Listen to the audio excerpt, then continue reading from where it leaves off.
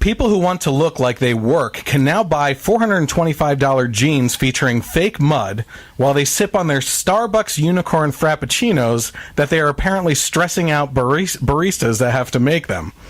Scientists have created an artificial womb to help premature babies survive, but what does that mean for the pro-choice argument? Bill Nye, the I talk about science so I must be a scientist guy, has had a hell of a week from wanting penalties for families that have extra children, criticizing CNN for allowing dissenting opinions on global warming from actual scientists, his ice cream cartoon to bash Christians, and a transgender music video called Sex Junk, or My Sex Junk, actually. Whew. Maybe Nye tried an experiment sticking tweezers into an electrical socket for too long recently. But first, we discuss multiple entertainment topics that deal with politics, from Chris Pratt pushed into a public apology, the new This Is Your Brain on Drugs PSA, James O'Keefe's was kicked out of the TriBeCa Film Festival screening of a movie that was actually based on him, and the announcement of the new Call of Duty game returning to its World War II roots. Is this the way to spark the interest of young Americans to look back at the Great War? We'll start there on the Generation Y Conservative podcast.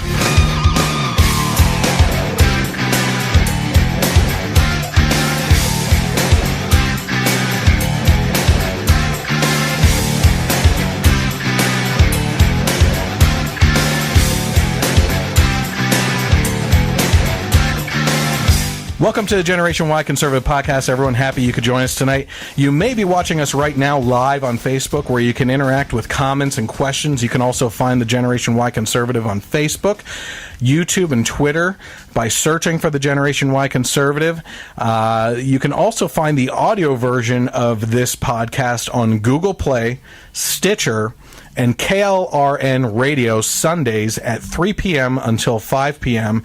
And now they have also put me on iTunes as well. This is the last week that we are spotlighting this month's charity worthy of your time and donations, and is local to our Lehigh Valley here, called the Love Ran Red Foundation. So here's what the founders of the Love Ran Red Foundation had to say about starting this up. As parents of a teenage boy with autism, my wife Kathy and I often wonder what's going to happen with our son Alton when we are gone. We know firsthand the concerns of many families that struggle to raise children with autism and special needs. We decided to start a nonprofit 501c3 foundation to help families with adult children who have autism and special needs, to assist them with essential living assistance. We are well aware of the huge financial burden that is dedicated to helping families with this burden. Our ultimate goal is to raise enough money to open an assisted living facility for adults with autism and developmental disabilities. One short-term goal is to simply provide professional in-home assistance so parents can go out to dinner or take in a movie without worrying and knowing that their loved one is at home safe. We hope that you will consider joining our team through prayer and financial support. Together, we will make a difference. You can learn more about this and consider donating by visiting www.loveranredfoundation.org. Okay. So tonight, my guest co-host is Mike. So, Mike, do you have... we worked together at T-Mobile, actually, years ago. Mm-hmm. I think I stopped there in 2011 or something like that. Yeah, and I was maybe about a year or two after you. Yeah. Mm-hmm. So it's been a while since we've actually hung out, but we keep in touch with everything. And Mike is unfortunately a little upset with me that I didn't get in touch with him sooner for the last podcast, which was our nerd episode. But I promised him and some others that we will be making a return to nerdy topics that actually deal with politics at some time in the near future. So we'll get a good audience back together again for that. Anything that you want to say about... well, why don't you tell me a little bit about yourself and your political leanings, how you feel about the parties and everything, and we'll kind of lead into from there. Well, I've pretty much been...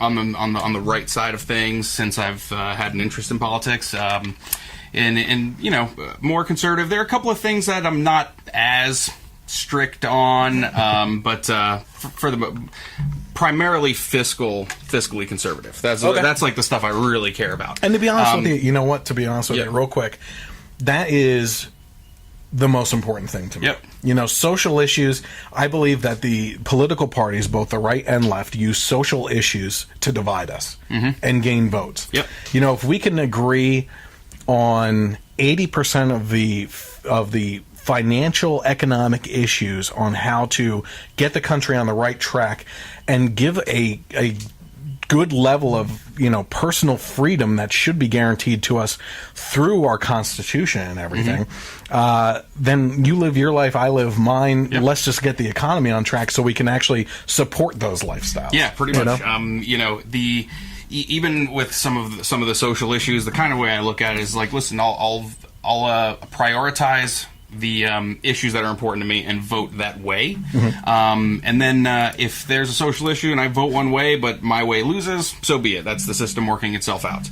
But the stuff that I care more about is you know, the foreign policy, the fiscal, you know, the economy, things like that, and stuff that will affect, I'm sure, just the way I'm sure everybody votes, the stuff that will affect your family directly, the stuff that will affect you directly. That's kind of what you put at the top of your list. Absolutely. So, you know. And what you're saying, do you feel like you lean more libertarian then? Yeah, I would think so. Okay, because I find myself that way more and more every day. Yep. And I don't know if I've ever mentioned the progression. I think I did a single video on it at one point in time. You know, back in high school, I was very pro-choice. Didn't really look into issues or anything like that, and had a very middle of the road, possibly even left of center view until life circumstances and events kind of hit me. And then I went to Republican, found out they were just as evil and corrupt as the Democrats, as you know, in comparison. Then I went to conservative, which I still fall under a label. And then I was looking at that, I'm like, I don't know if that goes far enough, and not far enough directionally, but policy-wise, what it does, you know? And so I considered myself constitutional. Like, as long as we follow the Constitution and use that as our filter, that is all I care about. And now, even on that, some things I'm looking at and I'm thinking, man, I'm libertarian at this point. You know? So... Yeah, it is a mix of, you know, also, you know, the Constitution, you know, there are amendments, there are things that changes, the times change, but for the most part, our forefathers were pretty damn smart in setting up a system that is kind of future-proof, you know, and as far as getting things working the right way for people, you know. Our elected officials going to follow that, you know, blueprint? That's the question, yeah. You know, one of the most fascinating things I heard recently is that the founding father, and your opinion, your stance on abortion, at this point I don't care because it's not one of our topics tonight. But it was interesting to hear recently that almost every single one of our founding fathers actively knew of and took a stance on abortion. Like, abortion isn't a 19th century or 20th century thing. That just people were like, oh, we could do this, you know? I mean, it's been around that long since the founding fathers, and a lot of them thought it was abhorrent at the time and everything. I don't know exactly what they said. I know the direction that they leaned in. I find it fascinating that a lot of times, you know, people on the left will say that the Constitution is an outdated document. They couldn't have foreseen, you know, us having cars or being in a global economy where we're connected with everyone and instant communication.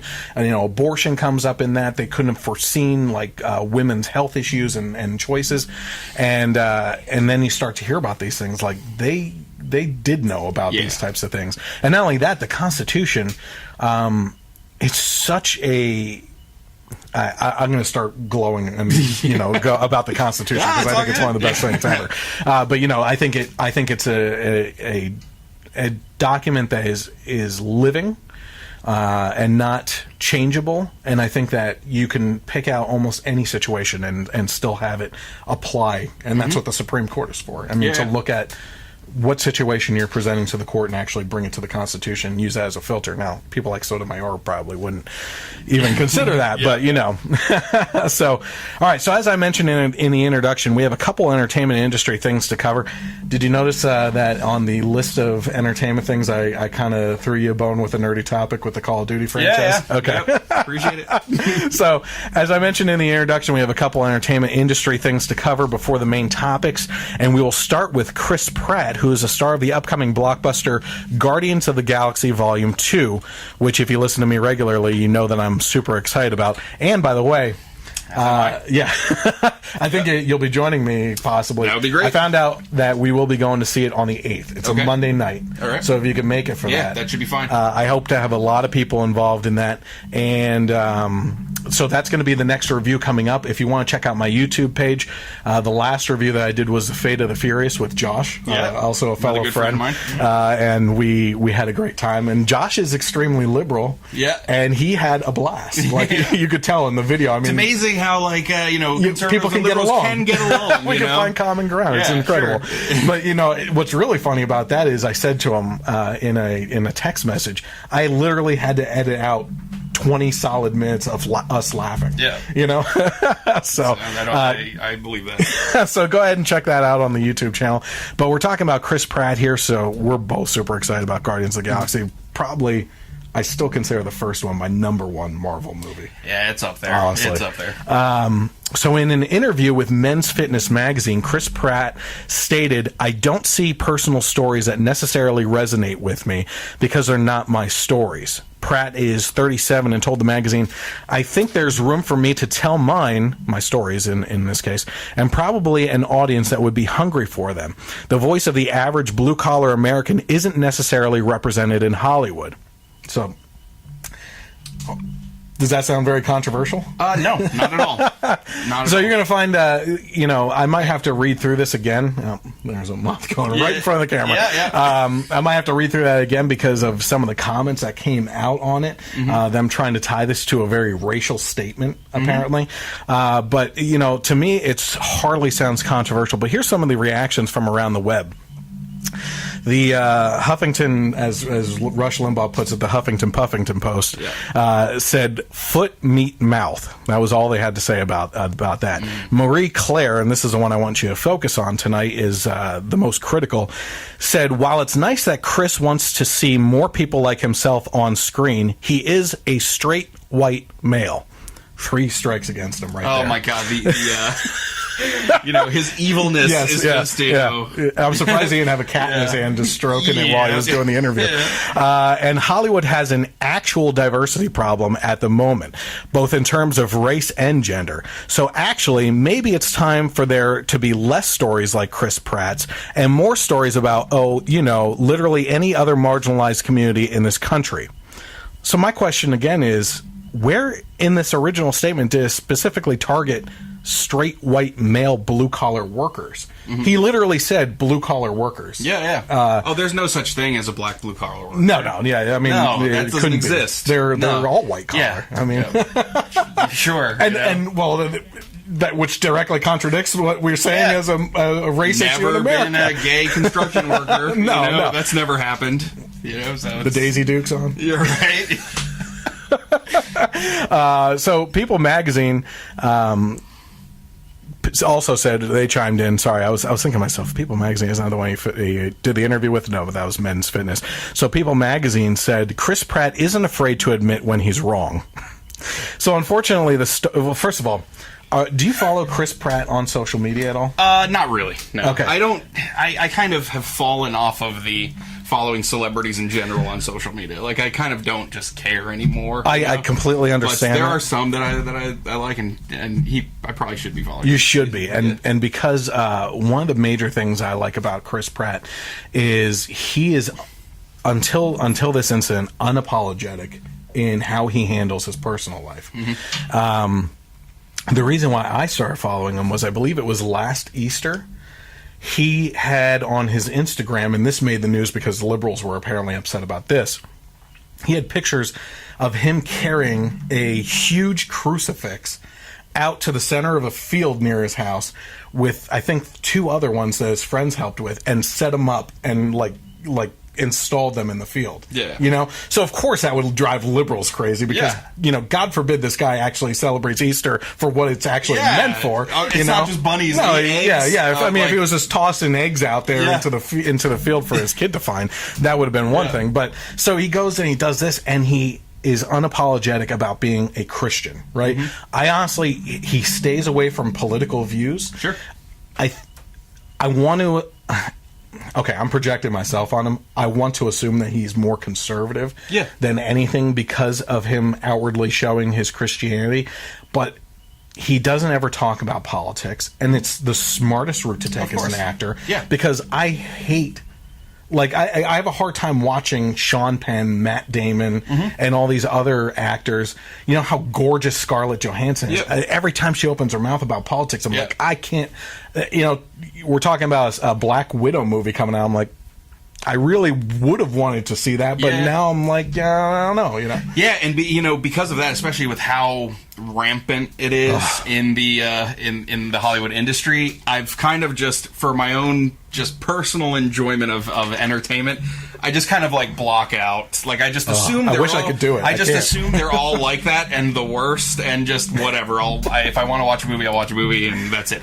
But you know, it kind of, and this is a little bit of an older topic, but the whole Amy Schumer thing and how, you know, her special tanked, and she blamed this conspiracy of, you know, of a right-wing conspiracy to take down her special, and how that's just trolls and things like that. And it just made me think that, you know, okay, well, first off, you can't look at yourself and see if your work was good. I mean, maybe the whole what she claims to be in her specials is a little stale after 5 years of the same thing.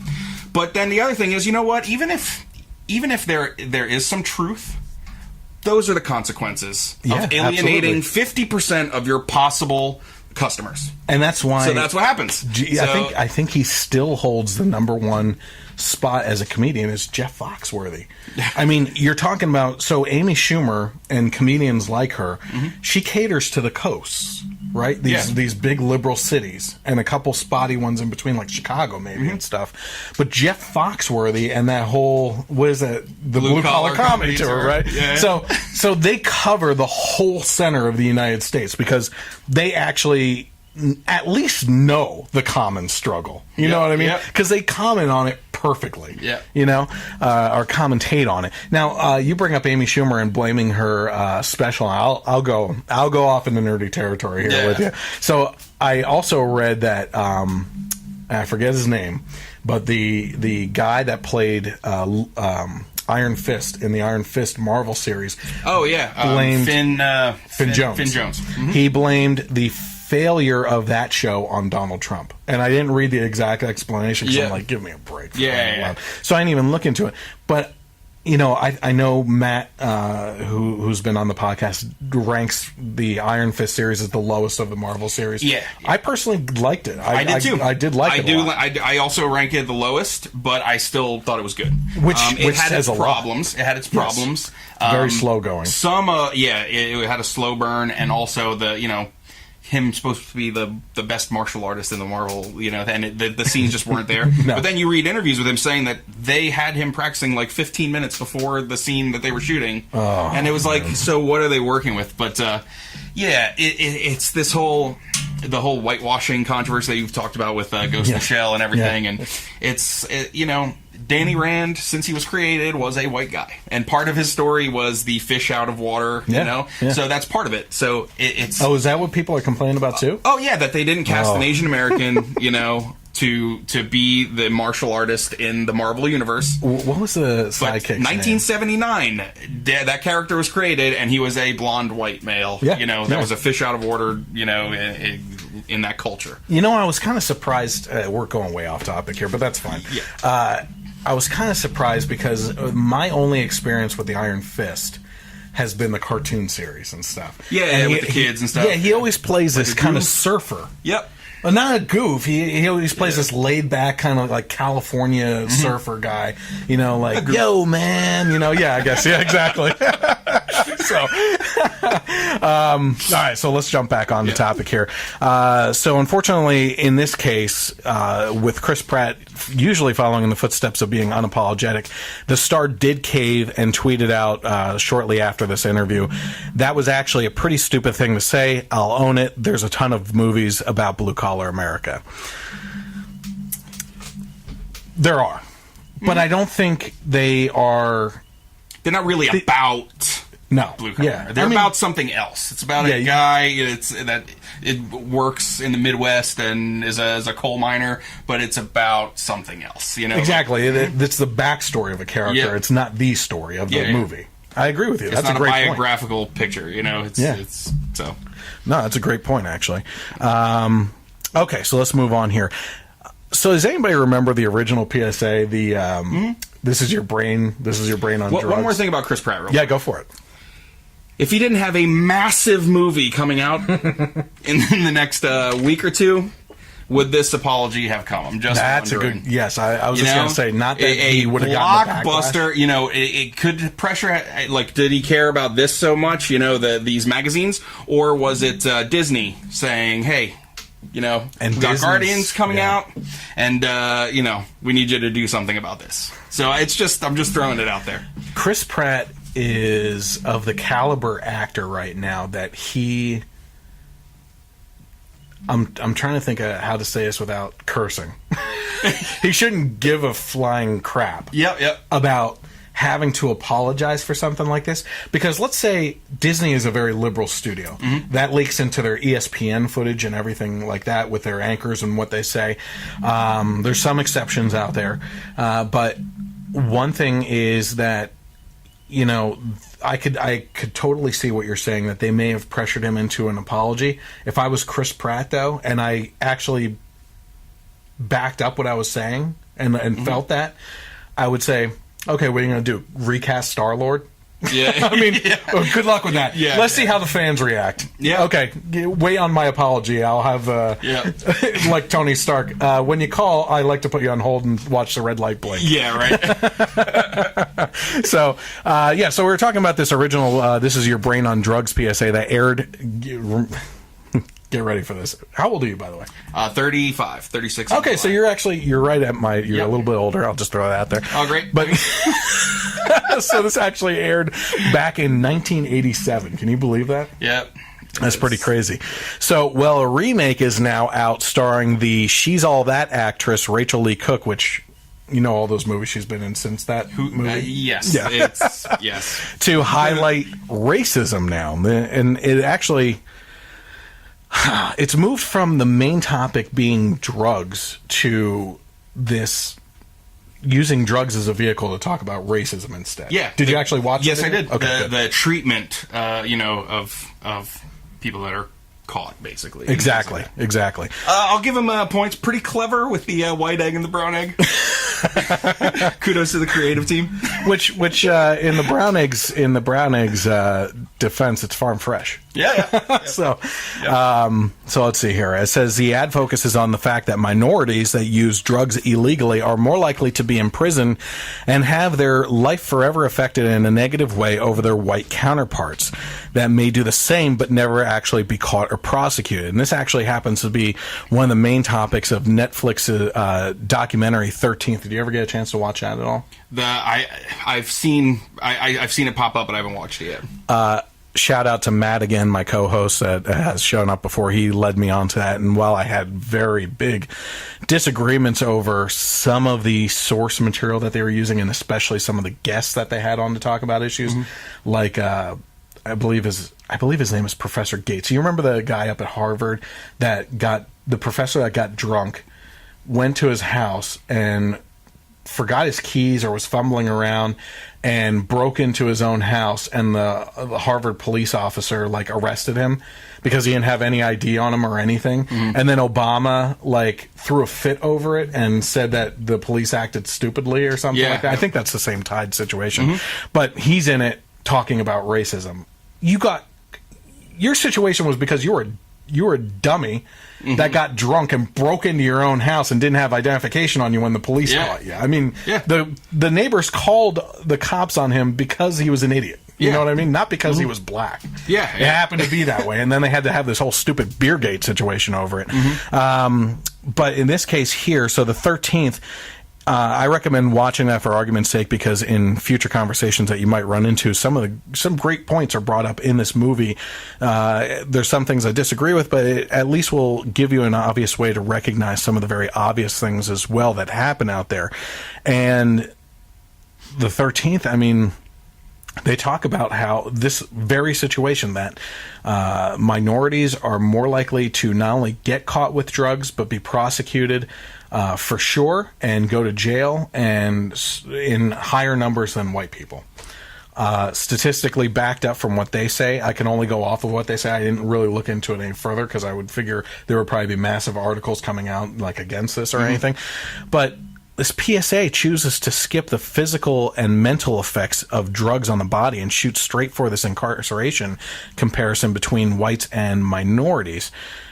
And where it fails, and the 13th documentary should be at least commended on, is the fact that while Presidents Reagan and Bush pushed for a war on drugs, it wasn't until Bill Clinton took office and pushed the 1994 crime bill that led to higher incarceration rates among the minority population, as well as the 3 strikes portion that led to life in prison on the 3rd offense. So if you got caught 3 times doing the same types of things, like you're gone. Yep. You're done for good.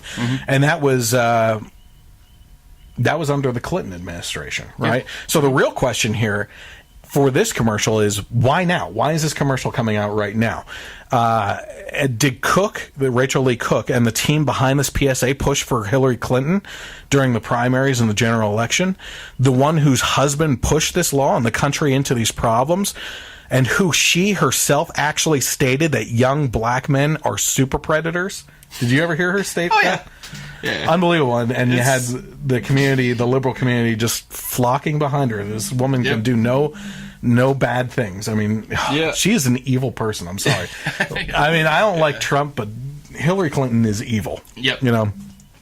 It seems to me that this is a push more of an anti-Trump agenda that has nothing to do with him, and to pin the blame on him for the actions of those that are actually being defended by these people.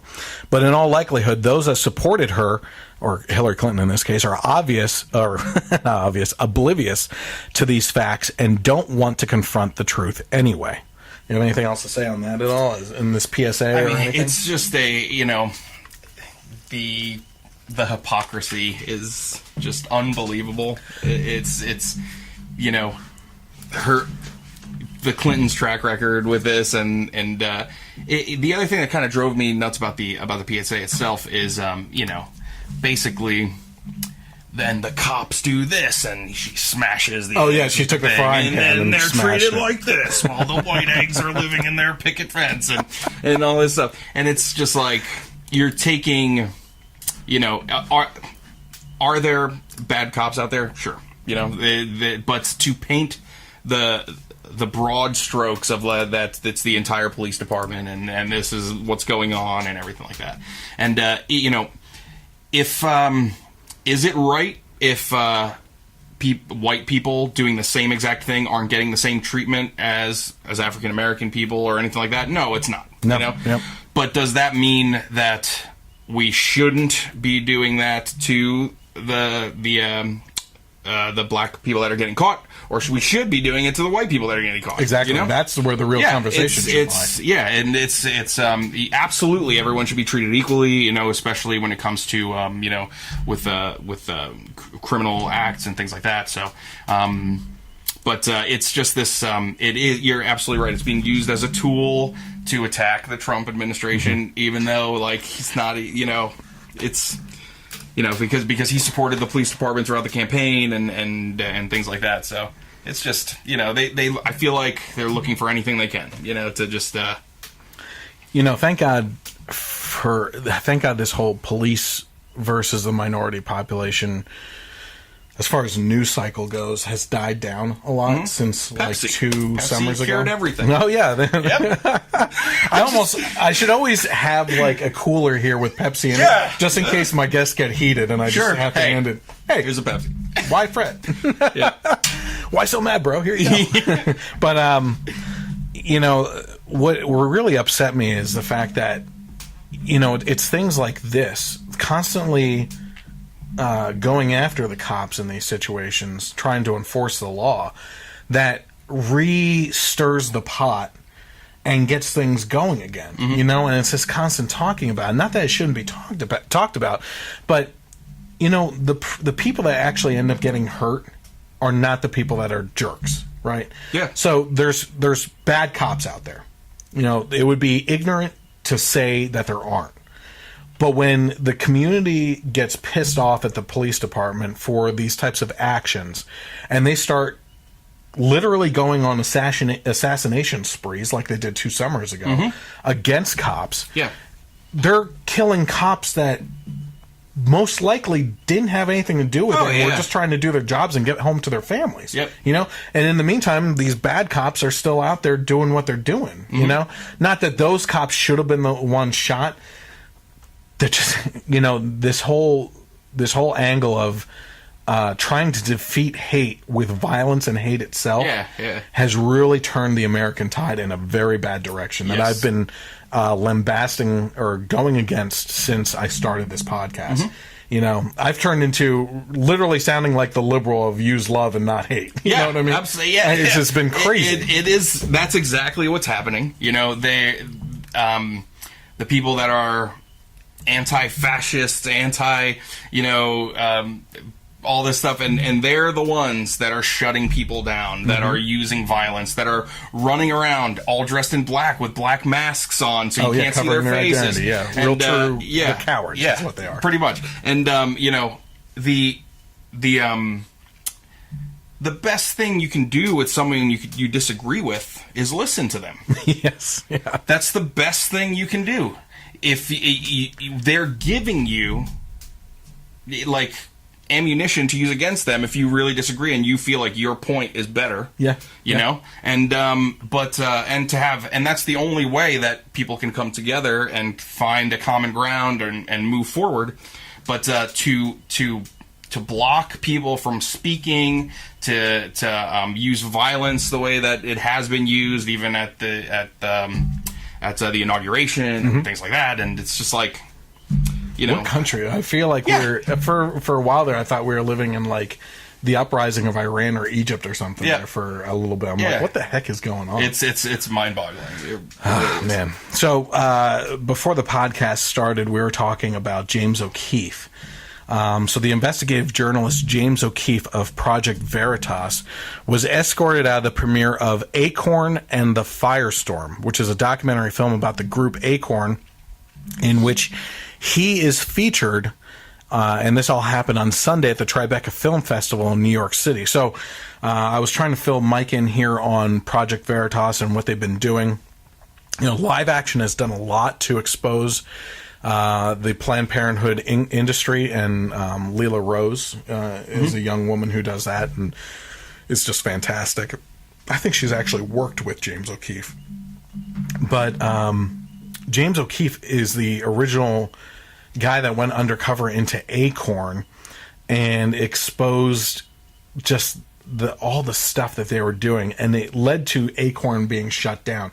Now, they came back under a different name, and I'm trying to think of what that was, because I know their color was purple. SEIU? I'm not sure. But they came back under a different name, and they went in again and exposed them again. They went into the Hillary Clinton campaign last year and infiltrated that and had multiple people on her staff finding out things that she was doing and brought that to light. It wasn't Russians? No, it wasn't Russians, coincidentally. It was their own people kind of being idiots. So, do they have a Russian background? Or? Oh, possibly, yeah. Well, I mean, they definitely didn't have a Russian reset button given to them by her that said something completely differently. But in this case, what most recently, one of the big things that Project Veritas had been involved in was they went undercover, and they were the ones behind exposing Planned Parenthood and the selling of baby body parts for profit, right? Which is, I don't know if you can get more vile than that. Well, listen, too often people on the left and right throw around Nazi references, but I mean, come on. You know what I mean? Like, the Nazis did disgusting human experiments on the Jewish people to, figure out things. And these people are selling body parts for profit. Mm-hmm. I believe even the one woman was, like, planning on, like, literally buying a Lamborghini with the profit that she was making off of this as a Planned Parenthood worker. Mm-hmm. It's just really disgusting. So anyway, James O'Keefe was actually kicked out, and I'll throw the video up on the YouTube edited version in the next couple days on this. But he showed up to TriBeCa Film Festival, went to the door. He had a ticket. He bought a ticket to go in, and when he got to the door, there was a bodyguard standing outside, and the bodyguard recognized him immediately and said, hold on one second here. He went inside the door, and the next thing you know, he's coming out with people from the crew, and they said, you're not allowed in here. And he said, but I have a ticket. I paid for a ticket. And they said, yeah, you know exactly why you're not allowed in here, basically. So he tried being calm and nicely disagreeing with them and trying to get in. Hey, I paid for this ticket, and they refused to let him in. He eventually went outside and stood outside and tried questioning a couple people as they came out, like, hey, I'm James O'Keefe, the film was about me, and they were about to talk to him, and they're like, oh, they kept on walking, But the film documents the rise and the fall of the Association of Community Organizers for Reform Now, which is what the acronym ACORN stands for. From their assistance in the election of Barack Obama back in 2008 to their downfall after O'Keefe's undercover videos exposed the organization's political activity. According to O'Keefe, he was refused entry despite the fact that he had purchased a ticket. So 2 things on this. Number 1, he bought a ticket and should have at least been able to attend the screening. Can we at least agree on that? Whether he's allowed to ask questions or not, they can call freedom on other people. Yeah, you know what I mean? Yeah. Number 2. Had the tables been turned, and this was a film focusing on conservative principles, the left would have not only showed up, but they probably would have rushed the stage, taken the microphone, chanted over the speaker, used megaphones, and disrupted as much as possible. Had they been kept completely outside of the event like O'Keefe was, the headlines would have read of violations of free speech and the stealing of money by those who had paid to see it. Complete and utter hypocrisy on the part of the left to do this to O'Keefe at this screening, I believe. Anything on that before? I mean, it's what we've kind of touched on already, the not letting people speak, live their lives, go watch a movie they bought a ticket to that they're a part of, based on someone's political leanings. I mean, it was about him. Yeah, it was about him, and it's crazy. Like you hit the nail on the head that if the tables were reversed, it would, if they weren't let in, you're kind of even coming a little short. I think there would have been riots. There would have been park benches thrown through shops, and everything like that. And don't let that Nazi movie play. Yeah, exactly.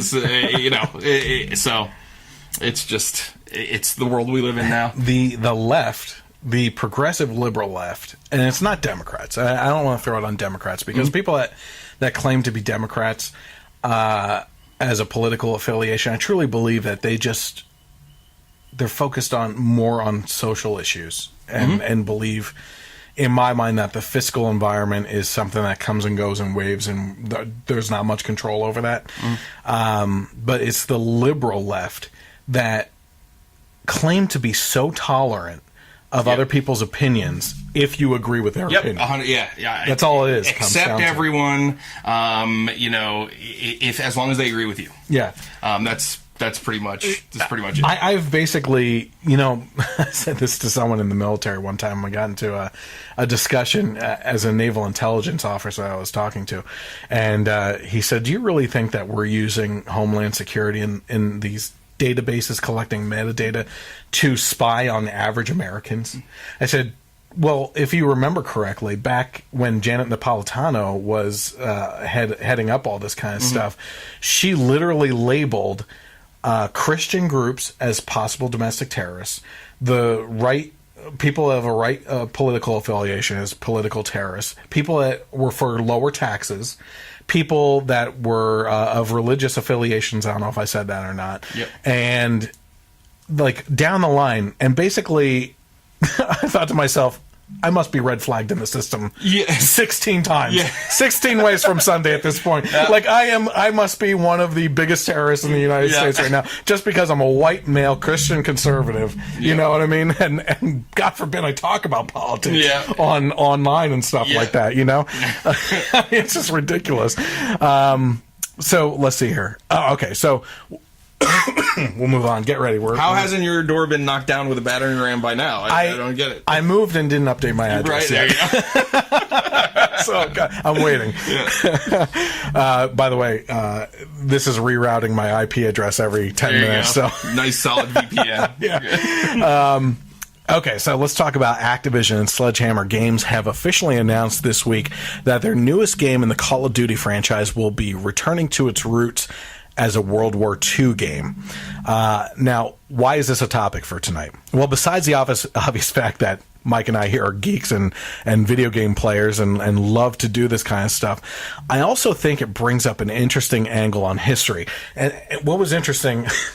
I'm so nerdy. I actually tuned into the live stream of the reveal to see the guys talking about the game and what goes into it. And it's pretty fascinating too. Some of these game developers take such a passion in what they do that they actually go to like experts at firing ranges with World War II weapons. They fire them off to record the sounds to see how the guns react. They drive the tanks and vehicles of World War II and see how the turn ratio and everything that goes into these games. It's amazing. Very accurate. You know? And I thought to myself, you know, I'm watching this very early in the premiere of this game. And I thought to myself, you know, we're experiencing, and I think it was at the tail end of us being in school, but we're experiencing revisionist history. You know, we're getting to the point where there's so many important things that have happened in American history that they are looking at it and deciding what to remove or what not to cover. And you know, we haven't been around like the European countries with like amazingly just long histories, you know. And we're seeing a lot of things cut out, and especially in regards to World War II. You're familiar with Common Core, right? Oh, that was that's like the one. That's the one thing I want gone immediately. Like before, I need to start doing math problems with Jackson. He's only in kindergarten now. We got hit with it in kindergarten. Oh, geez. It's like. Well, Common Core isn't just math, and that's the biggest problem I have with Common Core is how it affects math and how you achieve solutions to problems. But the Common Core is a standard across subject matter. So they're actually teaching World War II under Common Core, and some schools are reporting that they can actually teach this subject without ever mentioning Hitler. I mean... I don't know. I don't understand how the heck you do that, you know, and why you would do that. You know, the old adage of if you don't study history, you're doomed to repeat it. You know, I feel like we keep, even in our lifetime, are witnessing some of these problems, right? We have seen Ahmadinejad when he was the president position of Iran say that the Holocaust was made up. That it never happened. And, you know, we are just dealing with these types of things where people are trying to rewrite history and take out very important things that we should actually be learning life lessons from and saying, let's never go down that road again. Let's recognize evil for what it is with these people and what their actions were, and try to recognize these types of dictators before they get into power again. And now we're not even mentioning those dictators. You know what I mean? I mean, it's going to get to the point where they don't even mention Nazis. Oh, right, absolutely. Which I think, I wouldn't be surprised if that was happening already. You know, just the fact that people are calling a gay Jew like Milo Yiannopoulos a Nazi. These people clearly don't know what a Nazi is, right? So it's... Do you like Milo? I do, I think Milo. He's hilarious. You know, some of his I don't agree with him on every little thing, but his biggest thing is the free speech, you know, and I agree with him 1,000%. I always say sometimes when he goes on his rants, he says disgusting things.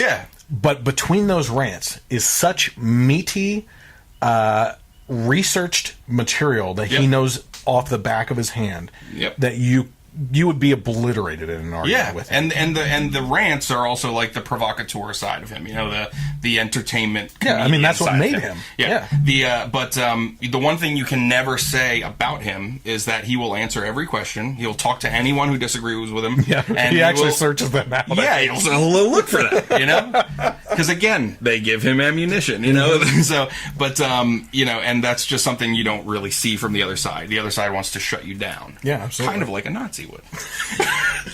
Just throwing that out there. Throwing that out there, you know. If you know, I'm sure if Milo's book gets published, it will promptly be burned. Yes. Who has done that before? You know.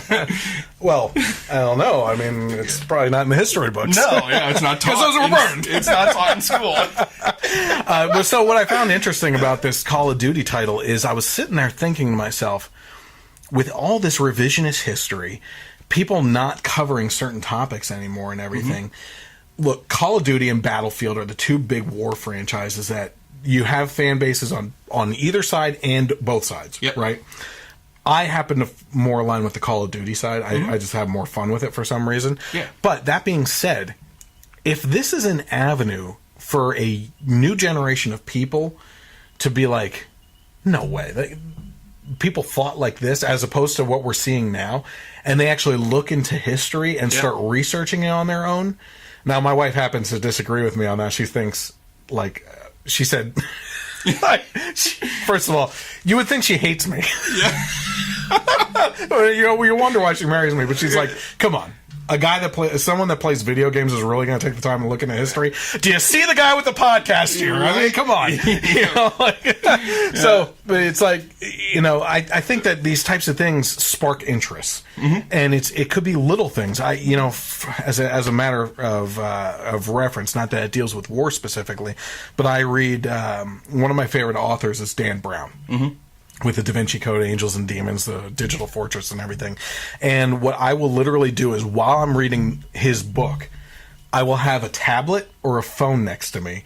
And anytime I read something that he says he says he uses historical facts and mixes them into his stories. And, you know, there was a good example. He talked about a statue of George Washington that was made that made him look like a Greek god. He's sitting in a chair with like flowing robes over him and like holding things, and he looks like a Greek statue, right? And like a Greek god. And I thought, no way. That is, and he despised it so much that he had it hidden away, right? Look it up.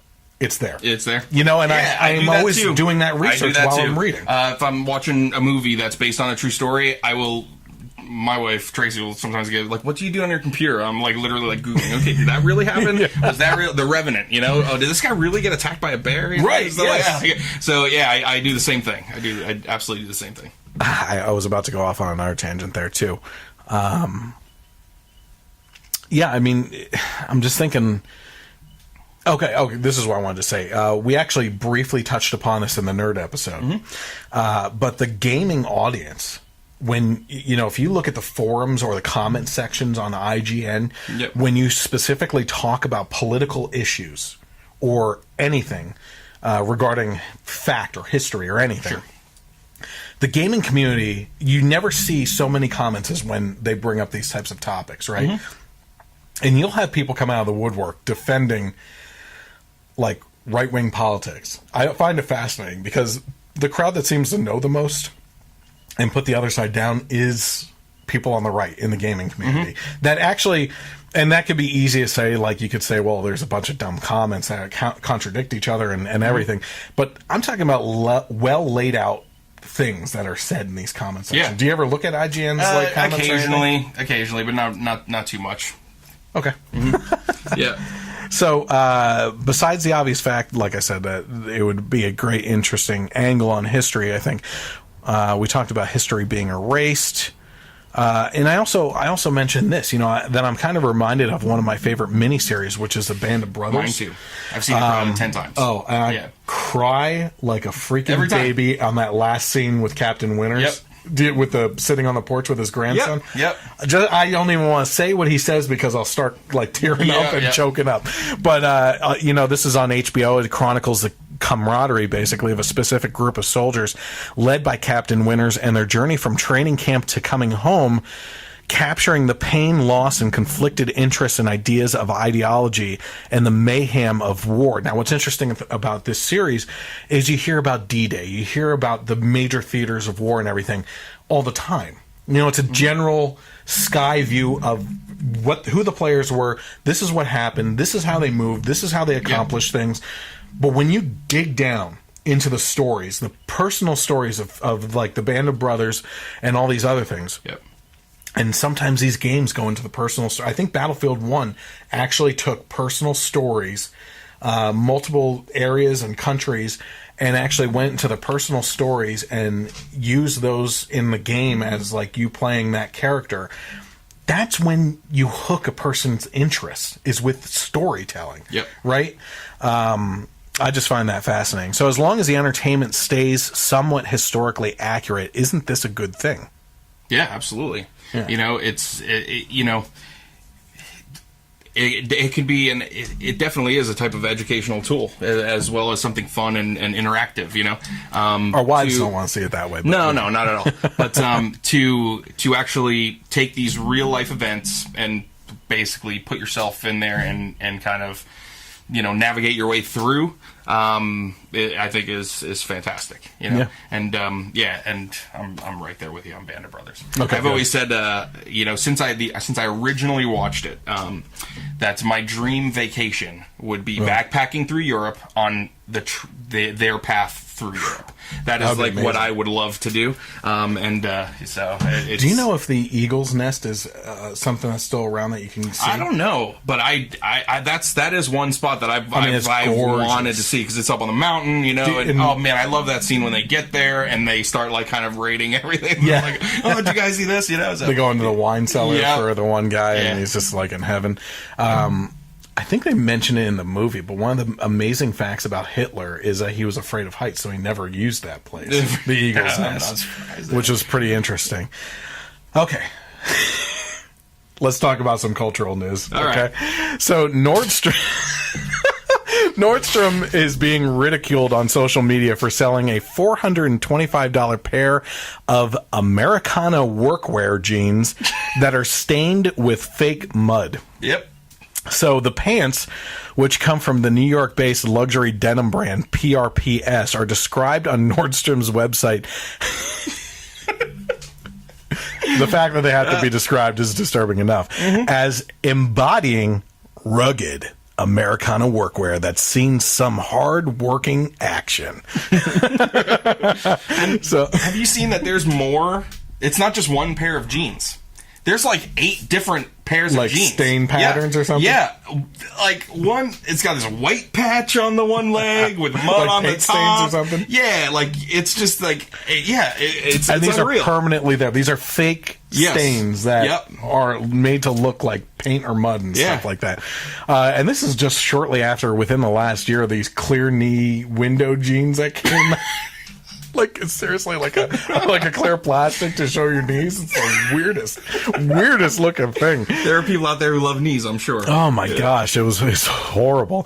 So this didn't really come to light until television host Mike Rowe, which I love. He's Mike great. Rowe. He is fantastic. Flagged up the pair of jeans on Facebook on Monday, igniting a social media firestorm. Rowe said, "I understand the appeal of buying broken-in jeans. I mean, really, who has the time these days to wait for a pair of jeans to naturally fade? I also understand." I think that was sarcasm, if you ask me. I also understand the different cuts. Might as well get something that fits and feels comfortable. But they lost me years ago with their various stages of distress. The stone wash and the acid wash, the rinsed wash and the bleached wash. And they really lost me when they started tearing holes in them on purpose. So most of the social media backlash pointed out that the quickest and most affordable way to get this look is to buy regular jeans and, wear them. Or for that muddy, greasy look, actually work a little bit. You don't even have to work. fine, wait for it to rain and go roll around in the mud. Oh man, like, it's unbelievable. Ew. Yeah, right. Do I Don't really wanna have to do that? Yeah. Listen, the capitalist in me, part of me says, listen, You're about to say what I wanted to say. If there's a market for this, there's a market for this. If people will pay $425 for them, then that is the right price for them. Well, but man, the ridiculousness. Like, okay. It's just, oh man. Well, a lot of people are actually pointing out that they will gladly sell their stained jeans for half that price. Yeah. $200 bargain. Yeah, oh yeah. That's discount rack. Yeah. And it's like, and it's permanent. You know what? And you know what? Permanent. It should be more expensive that it has actually been worn by this working person that you idolize so much. Oh, right, yeah. It's like getting Michael Jordan's game worn jersey, you know, like, or his like used underwear. Yeah, something like that. Yeah. Not loud. It's, you know, I might start a premium market because I often use the same jeans to change my car oil. Sure. You know, mow the grass, and this job I was working, getting all types of grease on me. So those are multiple different stains. Oh, yeah. It's not just one. Yeah. So I might have to jack that price up to around $600. Like I said, they have multiple pairs of jeans. They might have you covered already. I might have to come some competition out there. Yeah. So, but it's just, I mean, it's also trying to make yourself portray yourself as something that you're not. Oh yeah, you know? absolutely. So it's just infuriating. Like, but hey, if there are people that buy it, you know, the capitalist in me says, hey, there's a place for it in the market. And who better to broach this topic than Mike Rowe, who was the dirtiest jobs dirty guy, jobs. Yeah, who he's some got of the a wardrobe, stuff he did, like you know, from his show. Some of the jobs he's done, I would throw up. Just from the smell and look of like I think the worst one was probably the deer hide factory that he went into at one point in time. Like how they, it was just really bad. I couldn't handle any of the sanitation ones. They're like you know, but yeah, he just ripped them apart, and especially his fan base and everything. You know. So speaking of work.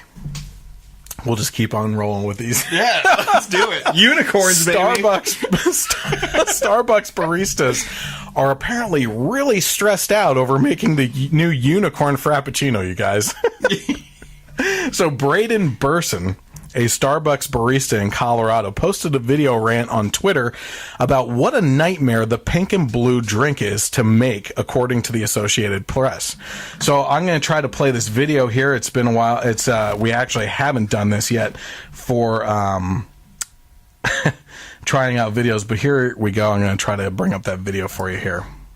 So, since the Unicorn Frappuccino came out on the internet like a few weeks ago, and it has been like the #1 Frappuccino ever.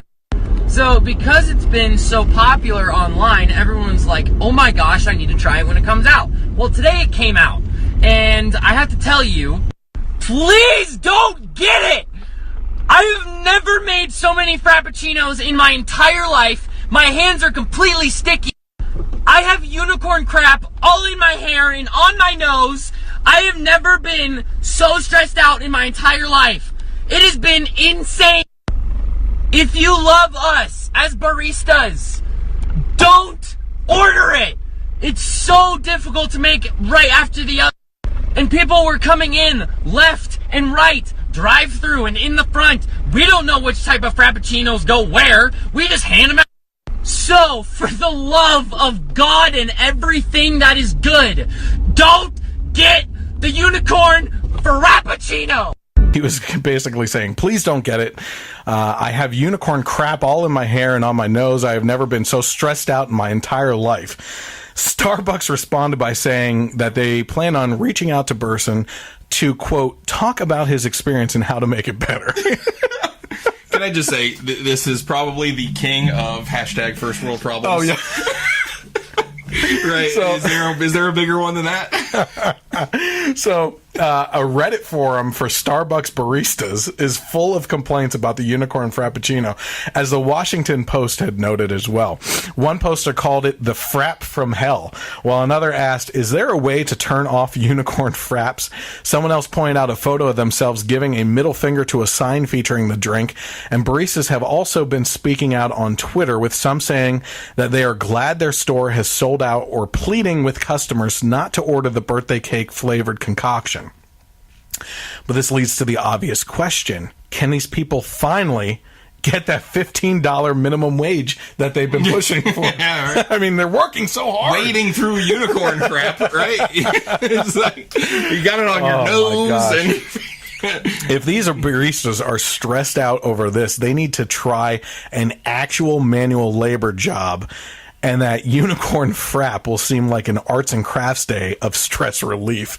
I mean, and they'll actually get their pants dirty so they can wear them out in public, and too. then they don't need the $400 pants. You're good. So I don't know if you happen to see my the update on the social media page, as well as the one I shared as well. But I said, one of my fellow guests, John, if you've seen him on the podcast,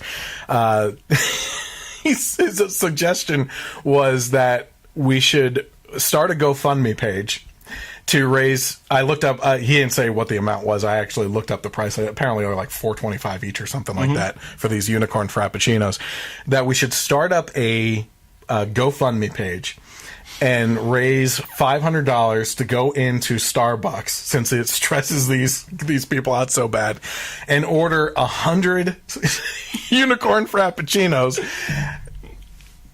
And I said labeled, you know how they write your name on it and everything? Yeah. Put hashtag Trump's first 100 days in office on every single one, and then just hand them out randomly for free to everybody outside, you know, and get it all on video. Like, this is all just for a good undercover man on the street type video. So we were cracking up. I know a lot of people out there. I'm sure my liberal friends were pissed off at me for posting that and everything. How dare you? And is Trump someone that we really want to celebrate? No. To be honest with you, I don't care about Trump, but it's just everything that goes into that would be classic comedy. And listen, like, even the left's opposition to Trump makes me like him more than I would. Yeah, absolutely.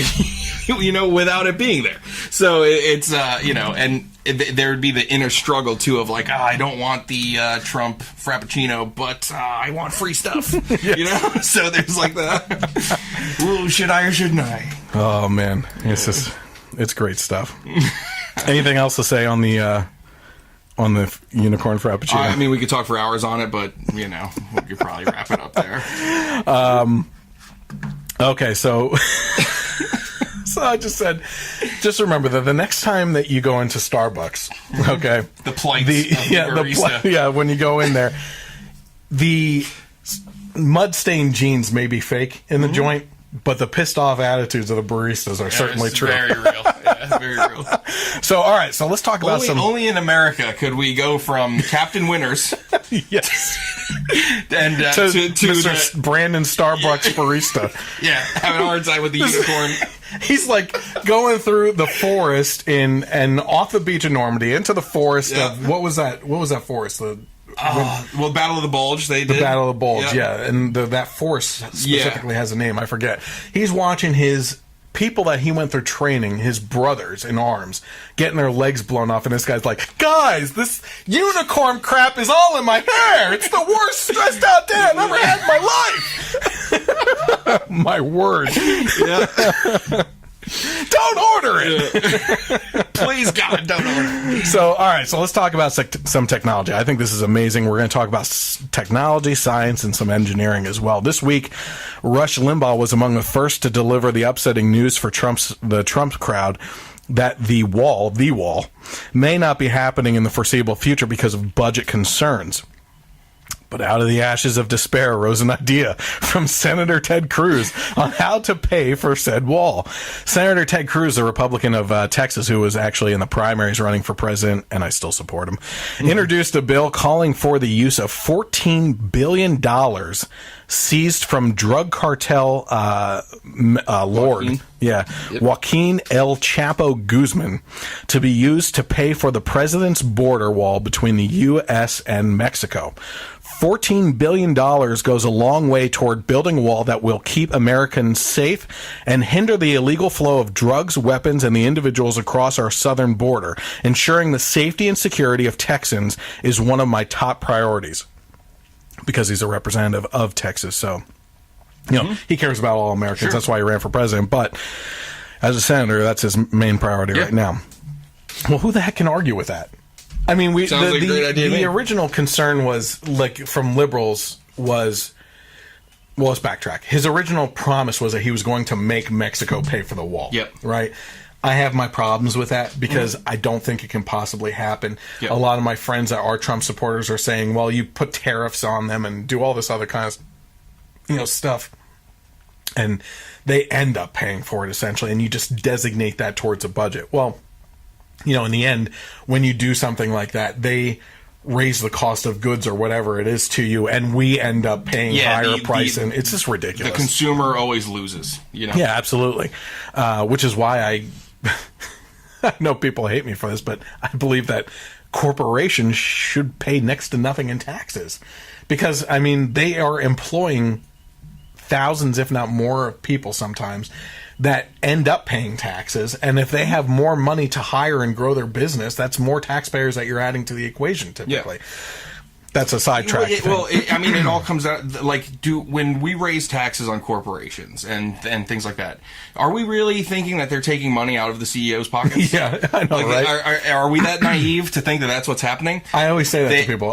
Oh, shucks, we're losing money. Man, no, it's shucks, Johnny on the assembly line is losing his job, and we're saving our money. And we got to jack up the price of the final good or service. So the consumer is losing money. Yeah. So I mean, it's crazy to think that this stuff doesn't just like that. These CEOs are just like, oh, okay, all right, I guess we're gonna just lose like 20% of our net income this year because of the increases. It's nuts. So in this case, though, liberals were saying that it's not even. First of all, there are a certain section of the left that were saying that building a wall is ridiculous. Okay, that they have their own argument on that. But a lot of the criticism I heard was over him saying that Mexico was going to pay for it, right? Yeah. Well, Mexico would be paying for it in a way, right? Yeah, I mean, really, their concern whether it's from Mexico or not is alleviated because it gets paid for without using American budget or dollars in this case, right? And in this case, you're right. I mean, it is paid for essentially by Mexico. More importantly, one of the things that was pointed out in this article that I got this from is we end up building a wall with the money used from the drug cartels to kill people on both sides of that wall with drugs and weapons and stuff. Oh, yeah. The beauty of being able to take drug money to build a wall to keep drugs out of our country. Yeah. I mean, is there a bigger, middle finger to the drug cartels? It's just, So it's... And El Chapo, what an amazing story with that guy. Yeah. With that, what was how long was that? A mile or more for the tunnel that they built? Yeah. And it wasn't just like a dirt tunnel. It was a concrete tunnel that they made sure he went out in royalty when they got under his cell and everything. Yeah. When they got wasn't it Sean Penn that interviewed him and stuff? He's such a moron. Yeah. It was horrible. Yeah. Chris Pratt, you suck. Yeah. So scientists, this is one of the kind of amazing thing that I went off of. So scientists have created an artificial womb or artificial wombs for premature babies to survive. I'm going to go over some of the details and then we'll talk about this a little bit more in discussion. But a study published on Tuesday delineated scientists' efforts to use what they called a biobag design. The biobag was a completely closed system that minimized amniotic fluid volumes and closely replicated the size and shape of the uterus. Made of polyethylene, film that was translucent, sonolucent, and flexible. The biobag allowed monitoring, scanning, and manipulation of the fetus as necessary. The sacs included a nutrient-rich blood supply and a protective sac of amniotic fluid. 8 lambs survived for as long as 4 weeks inside the devices. The gestation age of the lambs approximated a human fetus of 22 to or 23 weeks. After the lambs were removed from the sacs, tests showed they had developed normally and their lung function essentially caught up to that of a mature infant, according to Emily Partridge, a research fellow at Children's Hospital of Philadelphia here in Pennsylvania, one of the lead authors. In the United States, the leading cause of infant morbidity and the mortality is extreme prematurity. Over 1/3 of all infant deaths and 1/2 of cerebral palsy is attributed to prematurity.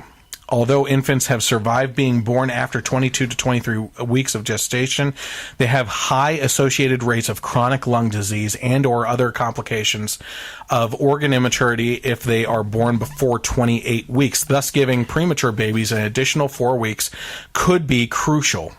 According to Life News, co-author Dr. Marcus Davey, a fetal physiologist, said the sacs might be able to be used on human babies within 3 to 4 years. Associate Professor David Tingay, a neonatal researcher at Murdoch Children's Research Institute, had said about that it would be used in 3 to 4 years. So what does this mean, though, first of all, wait, before we even get into the political angle of this, how amazing is this? That's unreal. Right? First, the Matrix is happening. That's exactly what we're going to have our fields of like little bags with babies in them, just, being monitored. But yeah, that's unbelievable. Did you see the podcast I did about Elon Musk and his warning on AI? No, I didn't miss that one. Okay. So this combined with that, yeah, I think the Matrix is there. Yeah, it's going to happen. I think we're in a little bit of trouble here. But, I mean, it's just amazing because, we're making such huge advances in such short periods of times with things now that it's truly amazing. If you really think about it, it was the early 1900s from what I read in it's one of my favorite book series. There were 2 of them, Freakonomics and Super Freakonomics. You ever read those? Again, I think I've recommended these books a couple times in podcasts. Read Freakonomics and Super Freakonomics. These are stories on economic things and research data into the most obscure things that affect our economy. And they're fascinating. It's not a boring read at all. It's really fascinating. But I believe it was the early 1900s when we were literally just about 100 years ago, if it was the early 1900s, doctors were going from delivering, or let's go the other way because it makes more sense, going from the morgue and doing autopsies to delivering babies without washing their hands. And the infant mortality rate was huge, right? Yep. And one nurse just suggested, let's wash our hands in between those two things. Yep. And it completely brought down the infant mortality rate. Yep. We've gone within 100 years from that to babies being able to survive outside of the womb in an artificial one. Yep. That's pretty amazing. Yeah. Anything else to say on that before we jump into the political angle? It's great. It's insane. So what does this mean for the pro-choice crowd's argument about being pro-choice, right? Typically the argument, it all leans into women's health or for abortions, obviously, is what we're talking about here. But one of the arguments I hear a lot is that at so many weeks a baby can't survive outside the mother. That this baby is dependent on the mother, right, to live inside the womb and everything. Well, we're removing that equation here, right? I believe it's either 23 or 24 weeks. You can. It's not good. But you can take a baby and put them into the NICU and they can survive, right? With maybe some complications, but they can survive. The heart starts beating around 8 weeks. that you know the heart's beating. You can see the heart beating. You know, these are all life questions. To me, they're easy questions for me specifically.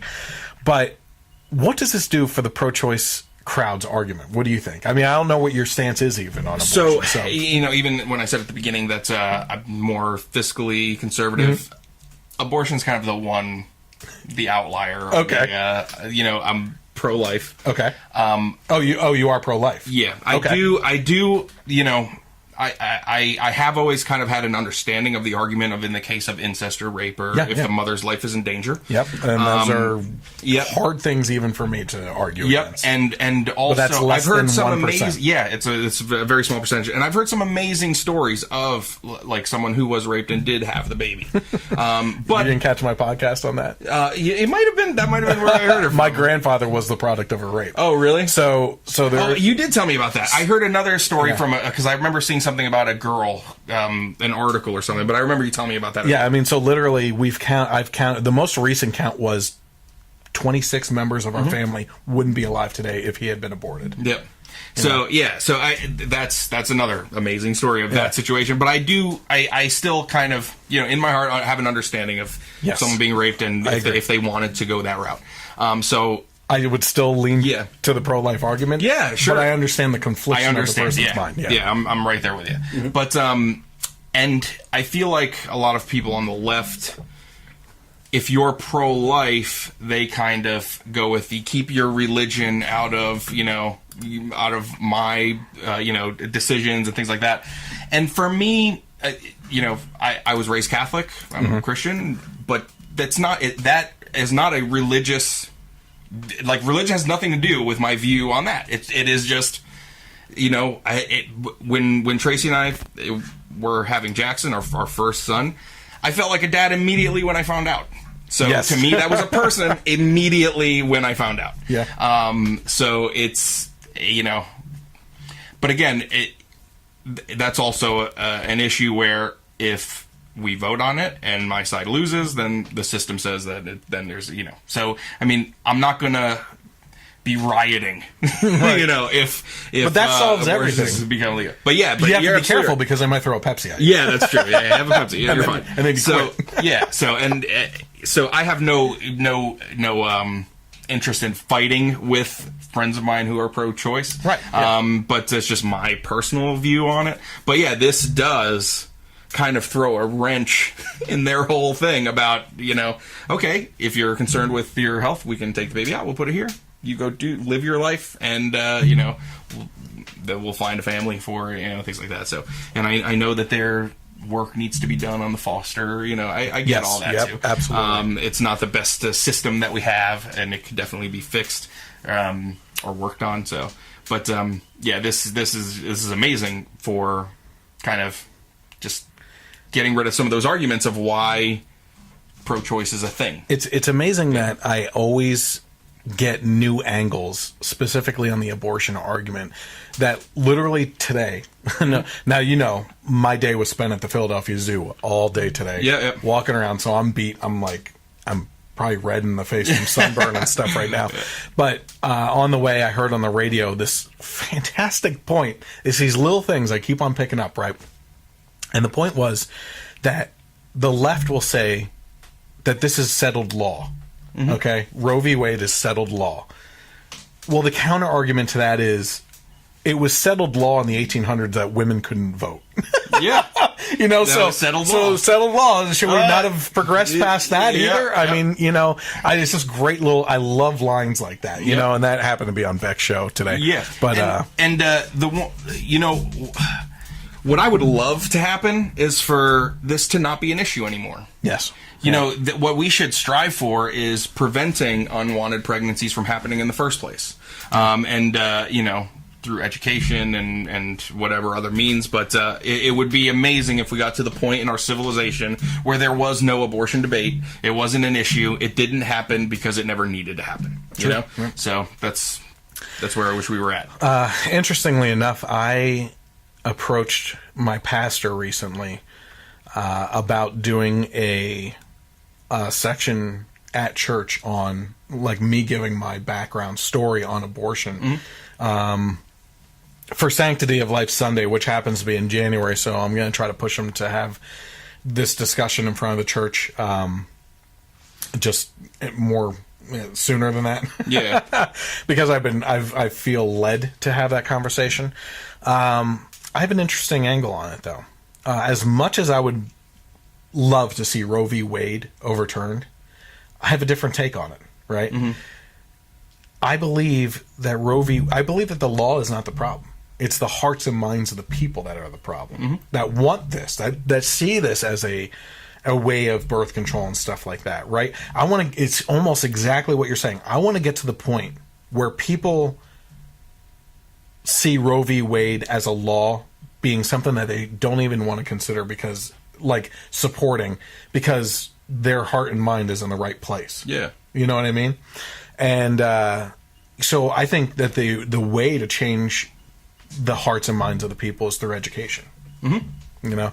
And right now we have a horrible education system that teaches that abortion is a means of good birth control, that it's not harmful to the woman that has the procedure. Mm-hmm. Another interesting fact, someone over in, I want to say Africa or something like that, recently found a pamphlet from Planned Parenthood, okay, from the 1950s or 60s. Did you hear about this? Well, I mean, I know, I didn't hear about this specifically, but I do know why Planned Parenthood was created in the first place. Yeah, that's something completely okay, so it's different. not related? Yeah. Okay. No, it's not related to that. But yeah, if you want to look up the history of Margaret Sanger, she used the Planned Parenthood to get rid of the black population in communities. Yeah, she was a out-and-out racist. Yeah. And, you know, there's some people that idolize her, like Hillary Clinton. and they call other people Nazis. Yeah. You know?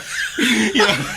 There's even evidence that apparently her ideas were so radical that she was kicked out of the country, went over before World War II started, and actually studied eugenics. That's what it is, right? Yep. In Germany, and worked with the German army, and they got a lot of their ideas from her, and she came back and under the guise of women's health.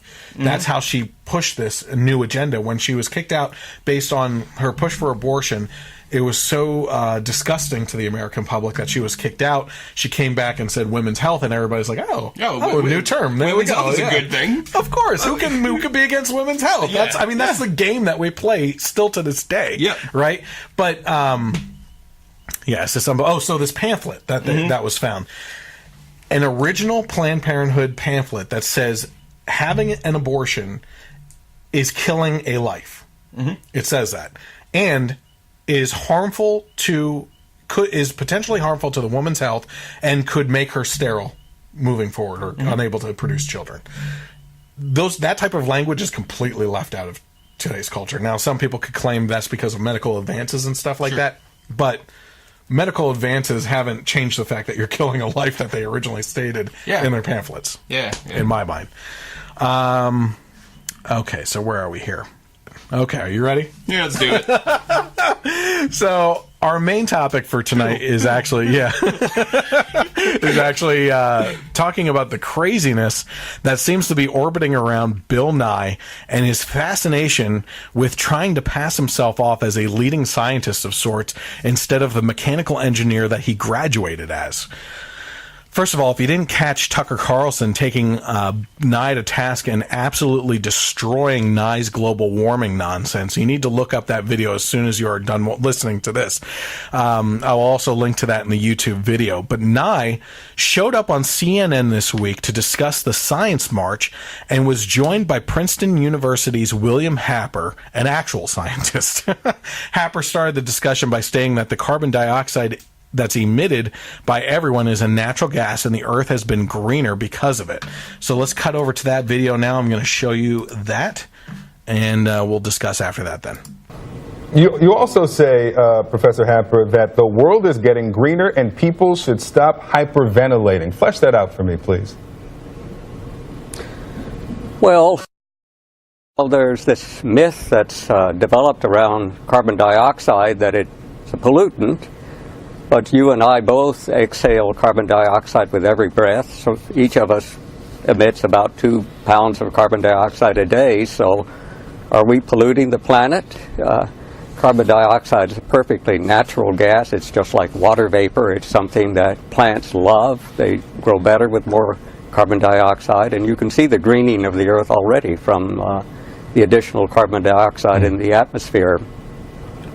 Bill, tell us what your reaction is to what he's saying there, and what's the most prolific misconception about climate change? What he claims to not understand is the rate. It's the speed at which we're adding carbon dioxide. And I will say, much as I love the CNN, you're doing a disservice by having one climate change skeptic and not 97 or 98 scientists or engineers concerned about climate change. What you got to get is the speed at which things are changing. But that aside, the Science March today is about the economy as well as the environment. Although it's Earth Day, and I was here for the very first Earth Day in 1970, if you suppress science, if you pretend that climate change isn't a real problem, you will fall behind other countries that do invest in science, that do invest in basic research. And it's interesting to note, I think, that Article 1, Section 8 of the U.S. Constitution refers to the progress of science and the useful arts. And the useful arts in 18th century usage would be what we would call engineering or city planning or architecture. All right. So you just watched Bill Nye as well as some other people on CNN there. Happer started off by discussing the carbon dioxide emitted. Bill Nye immediately jumped in and criticized CNN and said, much as I love the CNN... First of all, let's start there, Mr. I want to be a scientist. All right. You're doing a disservice by having one climate change skeptic and not 97 or 98 scientists or engineers concerned about climate change. The panel also included down on the bottom there, May Beeve, who sided with Nye on climate change. She happened to be the one, she didn't speak in this one, I don't think, but she was the one bobbleheading. Yeah. You know, along with, I grew up with this guy. He's a scientist, I like it. Bill. Yeah. So, in this case on CNN, you had a 2 versus 1 debate. And Nye was still upset with CNN for having any dissenting opinion. Yeah, debates are bad, you know? This is not the first time. Like, I think on Tucker Carlson's show, this guy, first of all, he's not a scientist. Mm-hmm. Like, let's just make that very clear right now. We're discussing while you guys were watching this video. He started laughing because he said, I was just going to say it, we grew up watching Bill Nye the Science Guy. I loved it. Fans of the show. Yep. Right? Mm-hmm. And it's just amazing to see. We just think he's become such a weird, bitter, like, kind of creepy guy now. Yeah. Really creepy. And we'll get into some of that creepiness later on with some of the other things that he's done. But, you know, I allowed the video to go a little bit further than his opinion on the dissent and actually cover the Science March that happened this past weekend. And that's kind of another topic of discussion, is that this Science March wasn't about Trump and the right not believing in science. You know, I think I was thinking about this as I watched some of the live streams of it. I'm sitting there thinking, and you kind of said it earlier in the podcast of left versus right and how much we can agree on, right? I sat there thinking to myself, as these people walked by in this protest, how much do we really agree on? I'm sure it's a lot. I'm sure, like Josh and I, we could go out to the movies, have a great time, spend hours with each other laughing and everything. But it's political opinions and things like that that you just demonize people, right? Now, I could sit there and be bitter that these people are marching for this, not really knowing how I feel about climate change and everything. And, you know, they'll demonize me as a climate change because I don't believe in what they believe on climate change, right? Yeah. But it's foolish to assume that because there's dissenting opinion on climate change that we're anti-science. Like, all of a sudden it's like, well, if you deny climate change and everything, then are you saying that science hasn't done great things in the advancement of medical, advancements? And we just talked about artificial wombs. It's my freaking word. It's like you take one little thing and you blow it up to this big argument, and then you have something like this science march trying to make it out like all of us on the right, which aren't all Christians, by the way. Yeah. But basically that we're a bunch of crazy Christians that, the Bible doesn't say it, so science can't be real. Like that kind of, that crowd and everything, which to me, to be honest with you, are you still Catholic? Or yeah. Fascinating topic of discussion we can get into some other time if you want. I believe more and more that every time science finds something, it proves the Bible more. Honestly. Like they keep on we can see a cell. We can see an atom. We can see neutrons and protons and everything else. And then you get down even further than that and the collision of particles and everything. And you see the DNA strands and how complex everything is. I'm like, yeah, because there's behind everything that's built, there's an intelligent design behind it, I mean, the further you go down to see the intricacies of life, that just proves more and more that there's a much more complex thing going on. Yeah. You know what I mean? But, so in this, I think Greg Gutfeld actually made a great point on his show that this was a march for silence of opposing views and dissenting opinions, not a march for science. He was on I forget what the 5 or something. Yeah, he's on the 5, and I think he has his own show too. Yeah, I mean, Fox is kind of burning up right now on their own thing. So I don't even get cable. I don't watch Fox News. I've thought, honestly, for years now that there's been problems with multiple things at Fox News. But it's obviously been the women holding it together. Yeah, right. The glue of the network. Yeah. It's a good looking. Yeah. But, I've seen some issues bubbling for quite some time at Fox, but I never watch it anyway because, I keep on saying to everyone, if you get your news from the Huffington Post only, or, MSNBC, and not from Fox too, you're missing out. And if you're getting your news from Fox and not from MSNBC and stuff like that, you're also missing out. And those two, what you're going to find is if Rachel Maddow is talking about something over here and Sean Hannity is talking about the same damn thing over here, they're going to talk at least somewhat about a couple facts that line up with each other. Yep. They mention a couple things that both are saying are true. Right? Yep. Right there is that sweet spot of where you should get your information and start to formulate your own opinion. Yes. Real news. Yeah, exactly. So, so I think that this march was, again, it's all agenda driven. And, for someone like me, I have a lot of questions. I would, I'm not a scientist. I don't claim to be a scientist here with what's going on and talking about this stuff.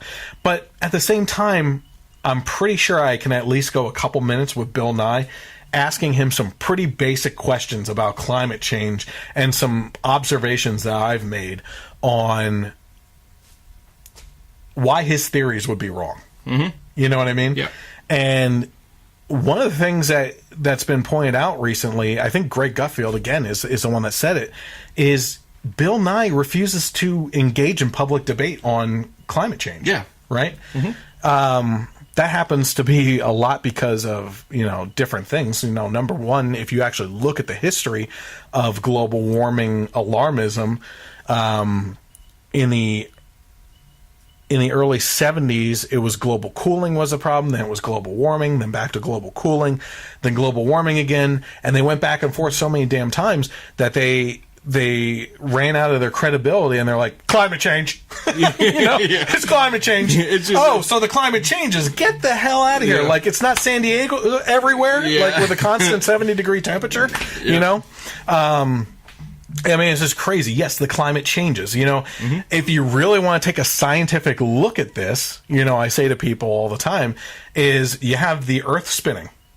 That's on a wobbly axis that goes back and forth. Yep.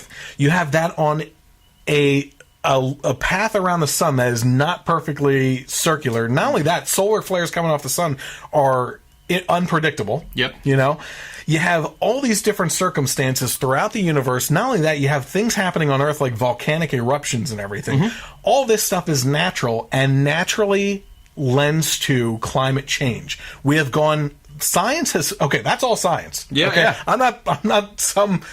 I didn't say God was spinning tops. Yeah, you know what I mean. Yep. and we have here goes Earth. You know, so you have that. That's science. Okay, let's not argue that. Because that's science. You can have that. That's a fact for you, okay? But you have that. Then you have the fact that science has proven we've gone in and out of ice ages before the Industrial Revolution. In and out of ice ages. Well, what the heck brought us out of the ice age? Yeah. Right? Somehow we warmed up again. You know what I mean? And that was before we started introducing the industrial things that made us today that apparently are polluting the damn place. Yep. You know? I mean, this kind of stuff just drives me up a freaking wall all the time. And not only that, like the amount of pollution that people put into the atmosphere that they've shown is like less than 1%, change on the atmosphere.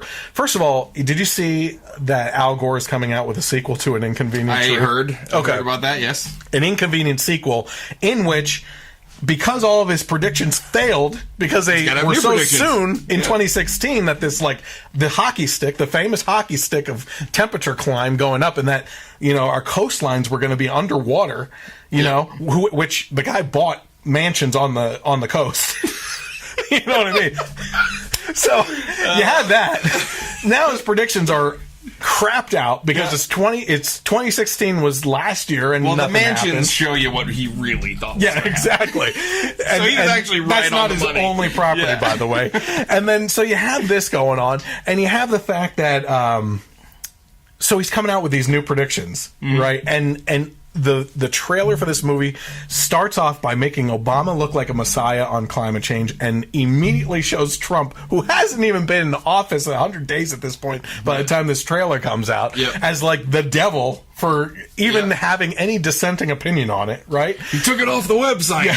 Oh my God. So the world's going to hell in a handbasket. This guy, it's just this kind of stuff. So, and you know what drives me nuts about science is that you can prove them wrong, and they say, well, science is a changing field. I mean, that's the beauty about science, is it's always changing. We're always finding new things. What? Yeah, of course it's true. But we're trying to point out facts here. You're telling us we're wrong the whole time. Yep. And for instance, again, the Big Bang Theory. Yep. Do you know that a couple of years ago, scientists started saying quietly that's not true? Didn't happen that way. The more and more evidence that comes out, the Big Bang Theory is not true, and they can't even say that anymore. Like the people that were hardcore, the creation, everything created from the Big Bang Theory is no longer true. Yeah. That's not a theory that no longer holds up because of the expanding universe and how it's expanding and everything. Did that make big news? Did you even know about that? No, of course. The only thing I knew about that was that it was never called the Big Bang Fact. It was just called. It was always the Big Bang Theory. Touché. So that's all I heard about that. But no, I didn't hear that in new news. So. Again, okay, so here's another good point. I have a good friend. Her name's Allison. I hope to have her on the podcast sometime. And I try to gear my podcast to the co-host as much as possible. Sure. Right? When I know that they're going to be on. Hence the Call of Duty story. Exactly. The Nerd podcast had some great guys that knew a lot about politics and nerd culture and stuff. If I have Allison on, if she's willing to come on at some point in time, we're going to talk about. She is like you, but more liberal on social issues. Okay. And she is like an anti-GMO type person, vegetarian, and all this other stuff. And there's a bunch of things there to talk about and dive into. But the one thing I said to her on the phone, I talked to her for like 45 minutes in one day just to keep me awake while I was driving. And I was by myself. We started talking about politics, and I said, one of the biggest misconceptions on the right and global warming is not that we don't care about the earth, right? It's just that we believe that the topic shouldn't be how to tax the hell out of people and fix something without a solution. Yeah. Right? It's about, the topic should be, how do we move forward with conservation efforts and how to properly take care of the earth. Yeah. You know, and this will be a topic for hers, but I might blow your mind here because I've done it to a couple people. Okay. And I'm starting to get a little bit more confident in my theory here. Sure. This will be a quick side note. Okay. It's a little nerdy. But bear in mind, this is a nerdy thing, okay? Are you aware of the garbage patch in the ocean under Hawaii? Like it's an island of garbage because of the currents and everything that churn. It kind of just all swirls. It all to that goes into spot. one area. It's disgusting, right? Mm-hmm. That's disgusting. Yep. Like it's getting to the point where it rivals islands. Mm-hmm. Okay, and sea life is dying in it and everything else. That's bad. Mm-hmm. Have you seen the movie WALL-E? Yes, I have. Okay. You know how WALL-E's a robot that packs everything, the trash together, and makes these heaping mountains, and Earth has been decimated because of our lust for materialism and waste, right? Well, in this case, here's my idea. I look at these things, the documentary WALL-E, and and I see potential. Mm-hmm. Okay. This is an off-the-wall idea, but I'm just going to go with it again. So we have a lot of trash that we need to get rid of. Mm-hmm. Jersey was essentially created because of landfills. Yeah. If Jersey was to float away because of water seeping into the landfills, Pennsylvania would finally have a coastline. Yeah. But are you from Jersey? No. Okay, my wife good. is. All right. Oh, sorry, Tracy. That being said, though, we are burying trash, right? Yep. And there's some other efforts to do things, recycling and everything else. My idea is we put a conveyor belt going up to a volcano like in Hawaii or something. Yeah. Compact trash, put it over and into it, and incinerate it. Yeah. And get rid of trash that way. It's scary how much sense that makes. I mean, because have you ever seen... So if you burn trash, it puts off black smoke and everything. But have you ever seen something hit something so hot, it just incinerates? Yeah. And there's nothing. Yep. That's what lava does. Magma. Yep. That sounds... Suck it, Bill Nye. There you go. Problem solved. Oh. Yep. My other idea is a launch... Once SpaceX takes off with... space transportation. It's actually launch these things out into space, just way out there. Yeah, you know right. what I mean? In a affordable way. Right. Yeah. The other thing that I've even heard of, I think it was Milo said it in one of his talks, was that even if the U.S. did everything possible, like to reduce CO2 emissions and everything, it would not make a dent because of what China does.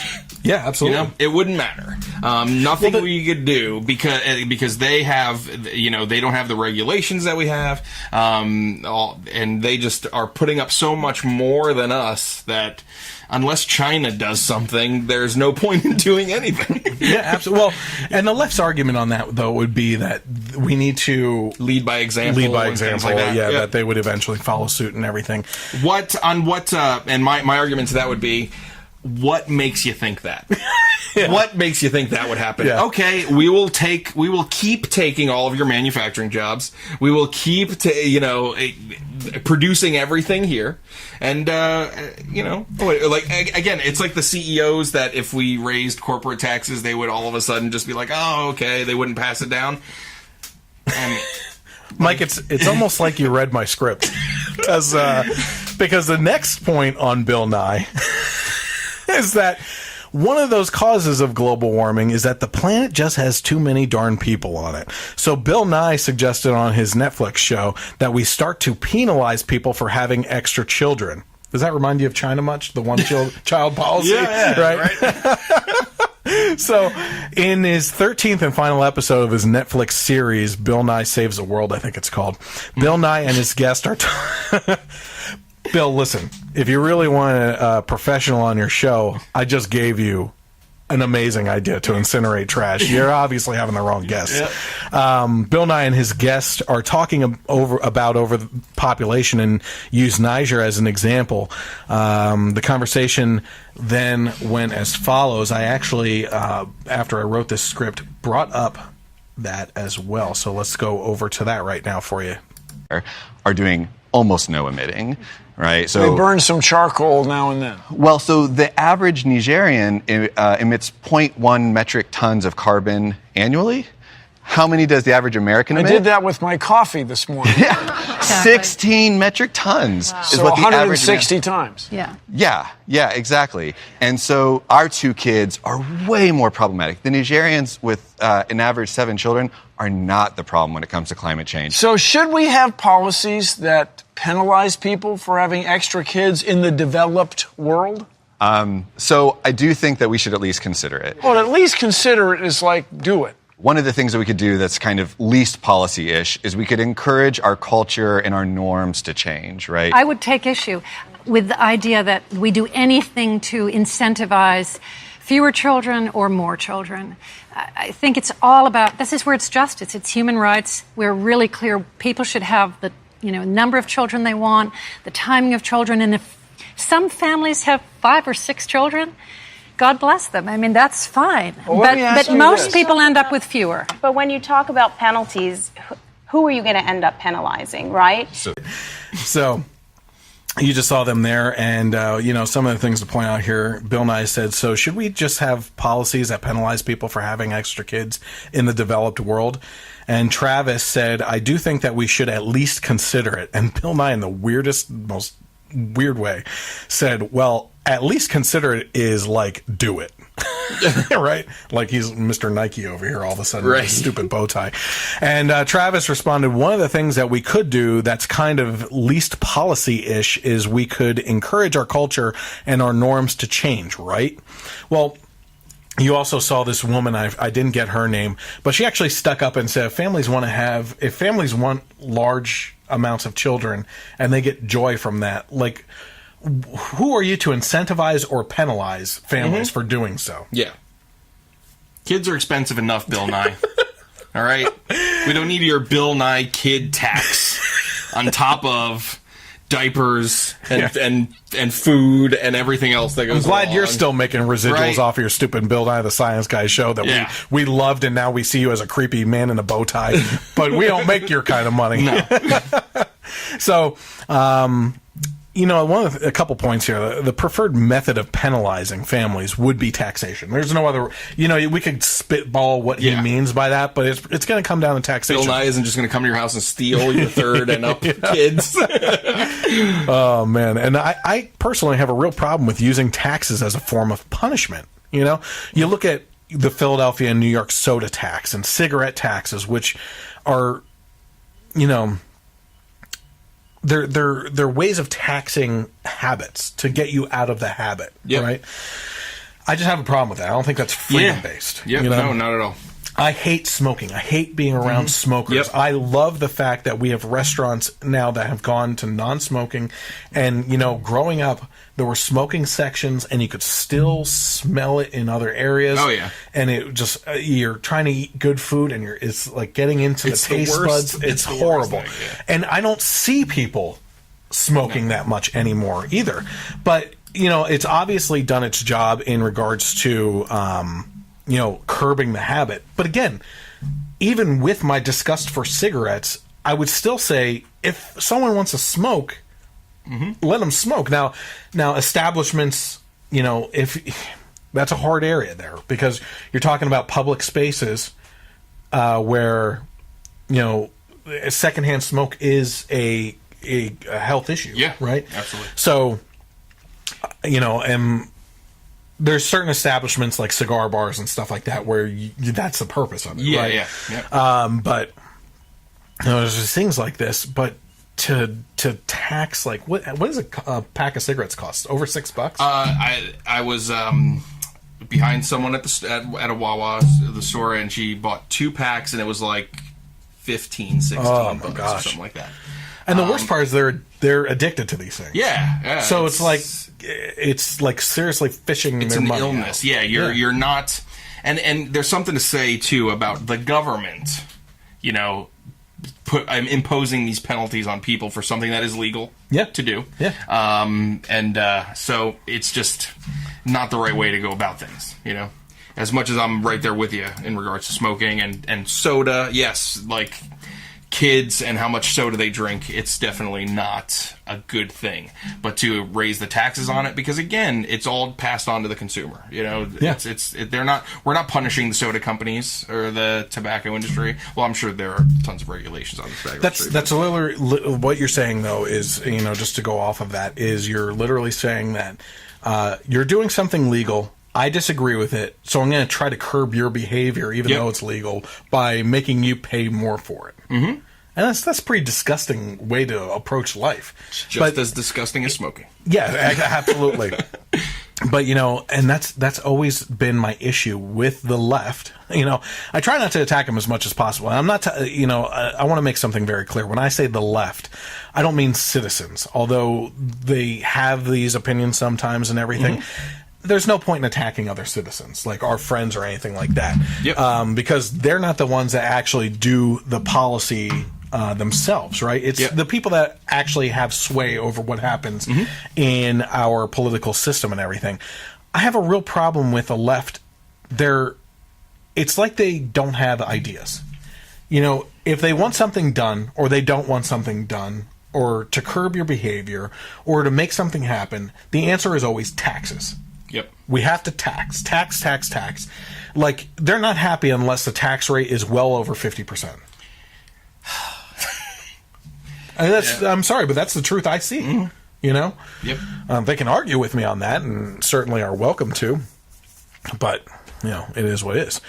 The other thing that I pointed out, too, is that a study was recently done. I don't have the study on hand, but it recently looked at the population of the world. It was talking about overpopulation, and they said that if you were to take everyone standing up, weight not being a factor, I'm pretty sure, and you made them all stand like at a rock concert, like shoulder to shoulder, front to back, like all stand together and everything. Smashed together.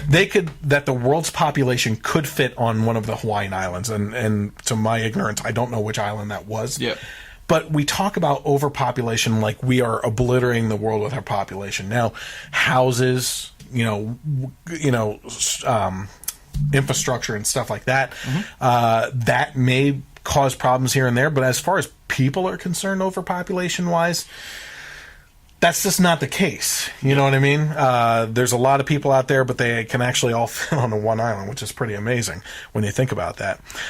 They also talked about the general idea of punishment while using Niger as an example of a poor country.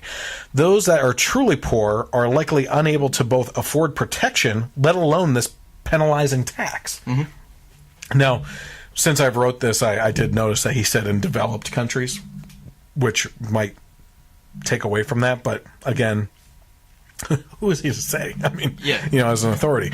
Those that fall into countries like America have a degree of freedom and typically means to provide for a family or an adoption foster system that can support them, unless we are focusing purely on the environmental effect, in which case I see this whole thing as absolutely insane. Again, that leads back to the global warming conversation that I don't want to get into because I'm not gray yet. I'm looking forward to some of the foxy gray stuff, but I'm not pushing it. So if exactly. If we do want to focus on the environmental effects, where we can agree with environmentalists is that we need to focus on environmental conservatism, which is what I talked about before. But I can't follow you into the conspiracy territory that man is causing a doomsday environment with pollution when there are plenty of questions that stump these alarmists or at least piss them off that you would dare be a skeptic, like Bill Nye is basically suggesting in two of the videos so far. You know?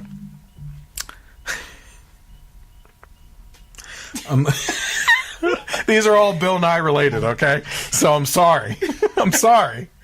So keeping on the topic of Bill Nye's science show on Netflix, he also used ice cream to rip into Christians, specifically in regards to conversion therapy. All right, so let's take a look at that clip right here. Hold on to your butts, as Jeff Goldblum says. Samuel Jackson. Of course, enlightened and forward-thinking, but not everyone sees it this way. But there are lots of flavors to sexuality. Right, why are we here, Vanilla?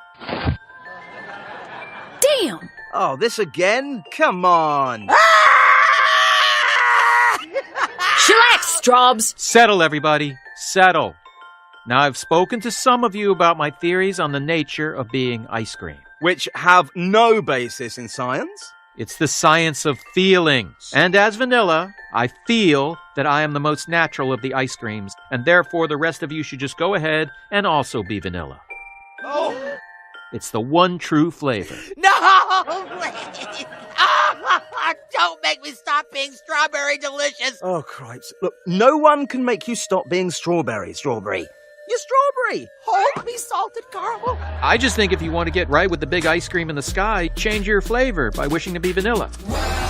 What if the big ice cream in the sky is chocolate? Blasphemy. Everyone should pretend to be vanilla until they no longer have the urge not to be vanilla. I did not urge to be pistachio. I am pistachio.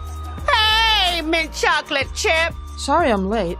I was busy being two awesome things at once. Cool. Not cool.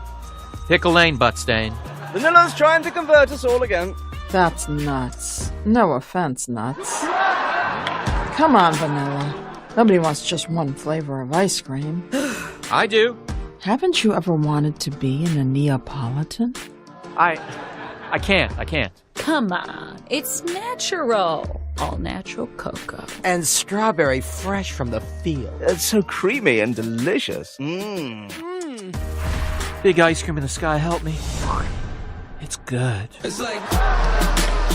Giddy up. Meet you at the bowl. This is on. Oh, yes.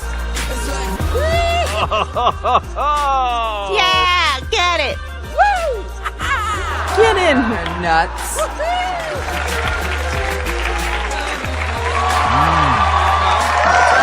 That was cool, wasn't it? It's a brilliant premise, doggone. Brilliant presentation. It was a present to all of us. Doggone it. Oh my gosh. Please take the podium for me. I mean, it's I honestly don't even know where to start with that. It's just, again, it's just attacking, Christians and for what they believe in, that it's wrong, and it's, they literally, I'm like speechless on this. Like it's crazy. So obviously this cartoon depicts multiple flavors of ice cream cones walking around, and the vanilla flavor trying to bring them into ice cream conversion therapy to make them all want to change into being vanilla. It eventually leads to vanilla being tempted by other flavors and them jumping into a bowl for a cartoon orgy of sorts. But I will never eat a banana float again. Screw you, Bill Nye. I'm really pissed off. Ruining desserts. First of all, as a pretty hardline Christian myself, I see the pitfalls of conversion therapy, and I believe it's wrong. That being said, most instances in which you could negatively point to them, they were forced on unwilling individuals, and that is both wrong and extremely disturbing to me. However, there are stories of willing participants that have success stories. So if those individuals are willing, I see no issue with it. It's just like seeking therapy for anything else that you want to stop yourself, not being forced into it. I want to make that very clear. I happen to believe that the majority of Christians feel the way that I do, but Bill Nye, in his quest to demolish religion, as seen for years now, since before his debate with Creationist Museum's Dr. Ham, is trying to do everything in his power to leverage his show to promote his own type of agenda, and that's exactly what it is, an agenda, seemingly using childish ways to do so with a twist of what he considers adult humor in a long stretched out run to cash in on his personality that launched him in his Bill Nye the Science Guy TV show days. Oddly enough, and honestly disturbingly ironic, he also used his show to broach the topic of transgenderism by using Rachel Bloom of the show Crazy Ex-Girlfriend to do a skit music video called My Sex Junk. Gizmodo wrote of the skit. I'm sorry. Before we go into that, do you have any more comments on the ice cream orgy? The only thing that I'd add to that is it's just another example, and both sides do this, where they take an entire group of people and lump them in, label them as the extreme fraction of that group, right? You know, so all Christians. And not only that, you know, it's taking a specific example and blowing it up to the extreme. Yeah. So it just, again, to push your agenda. Yes, you know? yep, so, absolutely. Okay, so this My Sex Junk video. There's a sentence you never thought you'd ever say in your whole life. I wouldn't say that. So this My Sex Junk. So Gizmodo wrote of this skit, it delivers so little information in such a patronizing tone, it's hard to imagine a toddler, let alone a sentient adult, enjoying it. Bill Nye wowed everyone with such amazing lyrics like, sexuality's a spectrum, everyone is on it, even you might like it if you sit up on it. Or, drag king, drag queen, just do it, just do what feels right. And then there was, this world of ours is so full of choice, but must I choose between only John or Joyce? Are my options only hard or moist? I should echo that in the YouTube version because I know a lot of girls that hate hearing that. My vagina has its own voice. And the Emmy goes to, or the Country Music Award. If it has teeth, right, from the Women's March, it's got a voice too. Oh my gosh! Yeah. By the way, did you see that in the one podcast that the pussy hat is now offensive to transgenders because it shows that it's saying that a vagina is exclusive to womanhood. What?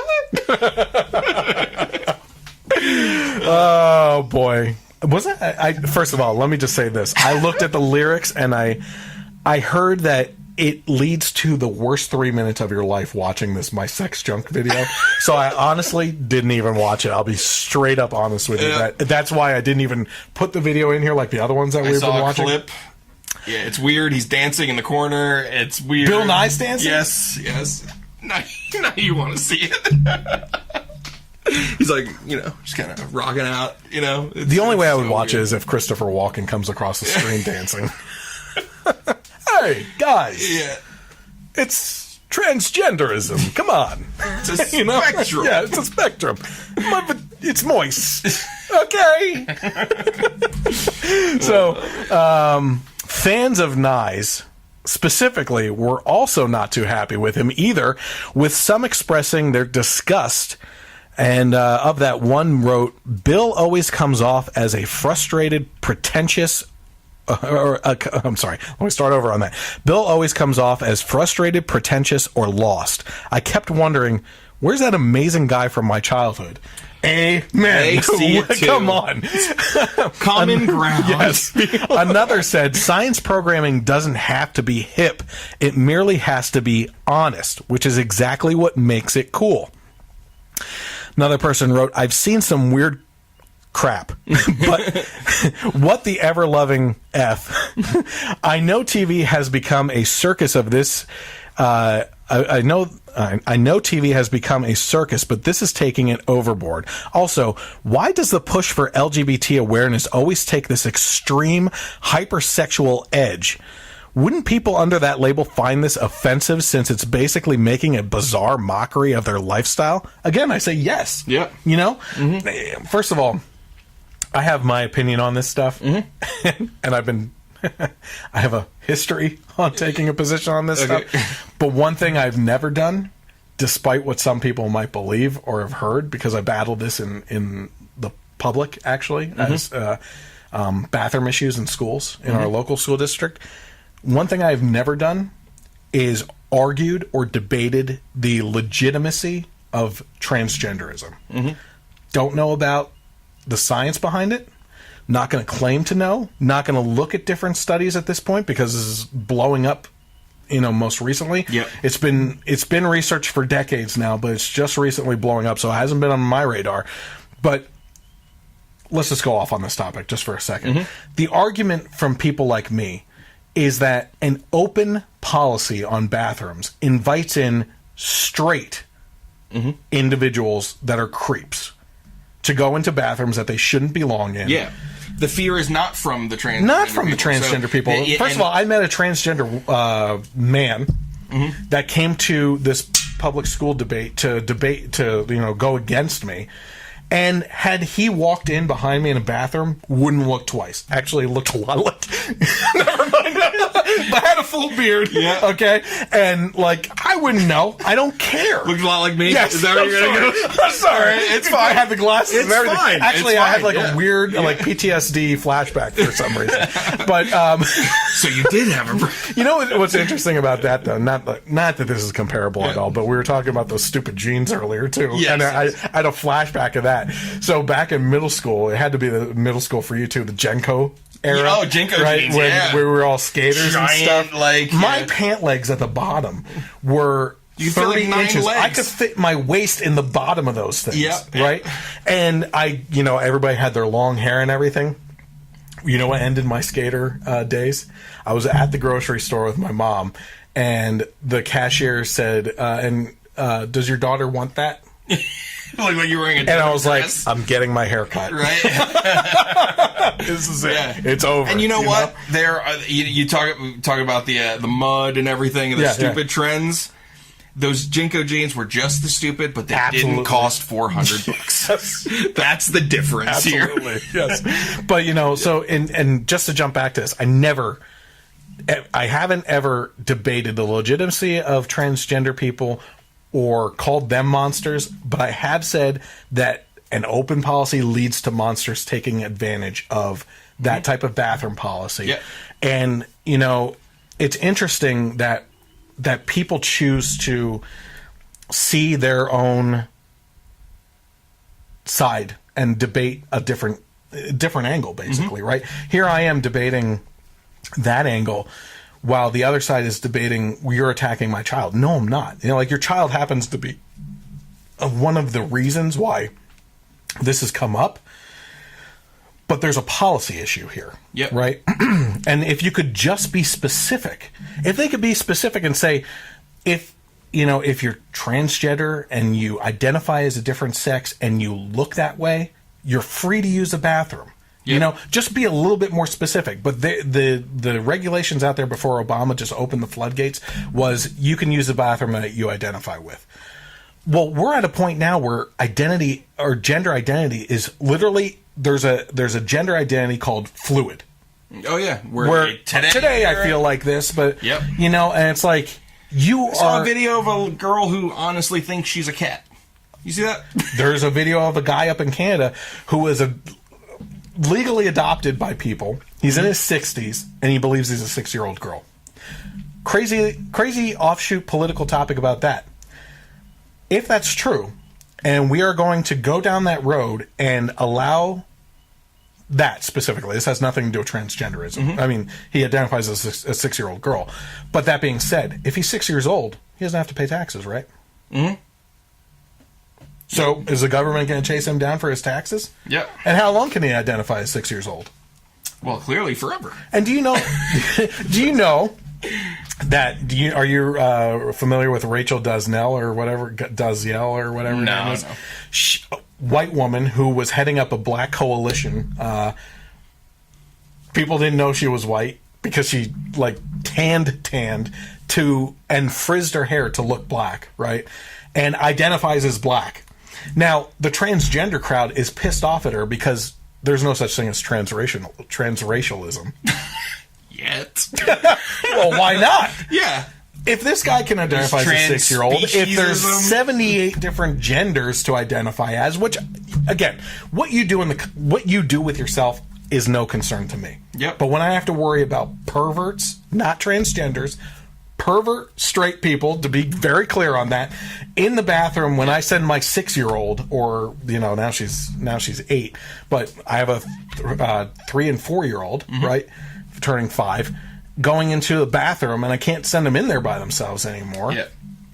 Well, now we're treading on territory where it's infringing on what happens in our lives too. Yeah. You know, and Dave Chappelle said it. Did you watch his stand-up? Oh yeah, I was actually going to bring that up. He said it best.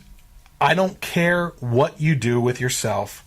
It's your thing, but to what degree do I have to play into your pronoun game? Yeah.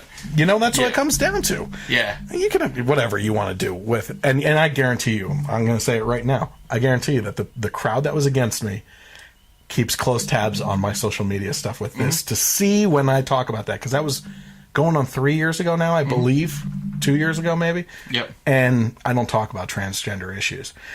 Not because I'm uncomfortable with defending my position that I took, but because I saw immediately in that case how that issue was debated on two different sides, two different debates going on at the same time, and it was conflicting because you're not actually debating the same thing. Yeah, and it's also... the other side kind of makes it so hard to find a common ground too. Like you were saying about defining it a little bit more and things like that. I saw a video recently where a school thought that they were taking steps forward in the right direction by introducing a third option bathroom. So you have the boys' room, the girls' room, and then the multi-gender room that had like the picture of like the girl and the boy, unisex room. Yeah. And that offended people because then you're taking away. There shouldn't be a unisex. So like we're trying to work with you here. Yeah, you know. And it's just I'm about to blow your mind. Okay. You may not know this. Guess who got in trouble talking about transgenders, labeling them in just a statement? He said tranny, or I'm sorry, they said tranny. Mm-hmm. They. I have to use they. Okay. RuPaul. Yeah. He was blasted by the transgender community for saying tranny. Yep.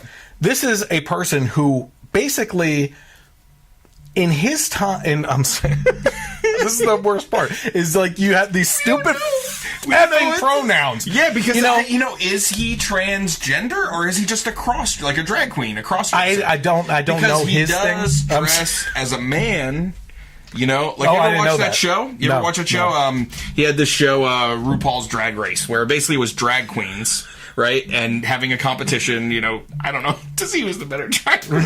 Whatever how that's quantified. Yeah. But when he, because Tracy watched a few episodes, and it's one of those things where like you're watching, and you're like, I can't believe I'm watching this, but then you're like sucked into the Jersey Shore or something. Yeah.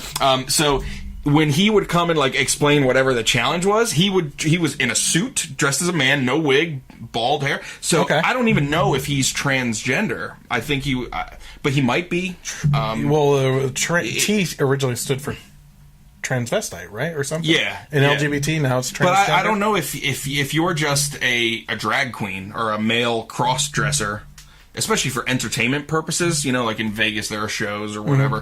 Are you transvestite or transgender? I don't know. Like I honestly don't know. But I mean, you didn't even know he dressed in men's. No, I didn't know that. Yeah. But that brings up a great point though, which is RuPaul. I'll just use the name. Yeah. How long has RuPaul been around? Oh, forever. Like I remember 70s, right? Yeah. 70s? Mm-hmm. Let's just say at least 80s, let's just say mid-80s. blazing trails in that department since the 70s, laying the groundwork, I believe, for these types of movements. Yep. And he's going to get blasted for using the word tranny. Yeah, they're offended by everything. Anything. If these social justice warriors wake up and go through a day without being offended by something, it's a miracle. Yep.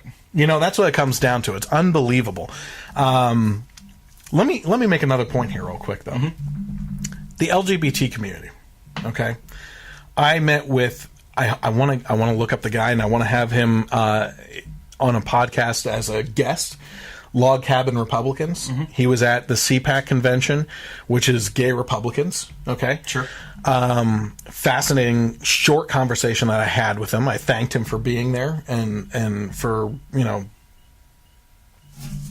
standing up for what he believes in that type of way, I've heard it said by other people too. I will march with the LGBT crowd for being treated like humans. You know what I mean? Like I said, social issues are what are used by politicians to divide us. I truly believe that. And as long as, but there has to be some understanding too. I really do think that. Like, I will march for you to be treated just as human as the rest of us, and like me. It's awful tolerant of you. I wouldn't say that. They're probably like waiting for the other shoe to drop. Yeah. But that has to go hand in hand with the mutual respect, I believe, right? So they hate Christians and how we act, right? Like it's like you have a Christmas tree in a public school, like the world loses their mind. On the left, right? If I can let you live your life the way you want to live your life, respect my way of living life too. Yeah. You know, as long as I'm not hurting you and you're not hurting me, like, we can let each other live, and I will march with you for those types of rights, which what are unequal anymore. You know what I mean? I don't really know anymore what would be unequal, but if there's something that big, I will march with you. But I think it's all agenda driven now. That has nothing to do with with the actual stuff that they, you know, kind of project on that. We were talking about criticisms. This is how we get off track sometimes. Last person said, F this world. I want to just move to the forest and become a monk. I can't take this degeneracy anymore. Here's another fun, interesting thing for you. By the way, if you look at my Generation Y Conservative Facebook page, on April 26th, which was yesterday, I believe, I posted the Season 4, Episode 8 of not Bill Nye Saves the World, but Bill Nye the Science Guy, in which on his own show, they clearly explain that you can only be two genders based on your chromosomes. It's science, people. Don't blame me. Blame that Bill Nye the Science Guy, or believe the flip-flopper on Netflix. It's up to you, I guess. It doesn't matter. I don't care what you do. But Bill Nye is saying things out of both sides of his mouth from the 80s to now. So, between this song and his ice cream cone orgy and all his other creepiness lately, my advice is to honestly keep kids away from this guy, as he sounds like more of a character befitting of the show Californication. If you're familiar with that, with the sex therapy stuff. I should have yelled out after his third strike tonight, but I threw in the fourth for good measure. So, anything else that you want to say on that at all? No, I mean, what else is there to say about Bill Nye and his current shenanigans? You know, it's just he just won't go away now, it seems like. Yeah, and it's, you know, he had a certain level of credibility, I thought, for a long time there, and actually made sense on a lot of things. And, you know, I can respect him taking scientific positions on things that are backed up with just simple explanations, as long as you're not claiming to be a leading scientist on things. But he is seriously going down this demented path of, if you don't agree with me, you are. I have no problem with what he believes, with his viewpoints, especially things that he can back up with scientific research. But to say that anyone with a dissenting opinion should not be allowed to speak and things like that, and basically putting down with these like backhanded, you know, all of this is basically just, you know, putting the entire opposing viewpoint down, like you're an idiot, you know, and that's the problem. So before we end tonight, you're welcome to bring up any other topics that you want. Nerd topics, I'm game for anything. Do you have anything else going on, or any news stories or things happening out there that you want to talk about? Not really. I mean, anything catch your eye that you wanted to comment on the Nerd podcast at all? Oh, well, you know, since I let you down on that one. Well, yeah. I mean, there were things that were coming up, and I always just I was when you were like, "Oh, John Boyega, what was that monster movie?" And I was like, "Attack the Block." Attack the Block. Yeah, I found that out afterwards. I was like, you guys talking about the Thor movies kind of being the weakest, you know, in. I agree, but the second one not so much, but the first one I thought was pretty good. Okay. But as far as Guardians, you know, I kind of always went, what's my favorite Marvel movie? And honestly, I prefer DC outside of the movies. Okay. But Batman is I'm a Batman guy till I die. What do you think about Ben Affleck as Batman? I love him as Batman. Okay. Yeah, I think he looks great. I thought the things that they were doing with him in the new movie, just as far as how he moved with the grappling hooks and his fighting style, the guns, like, I don't know, killing people, like just rampant murder.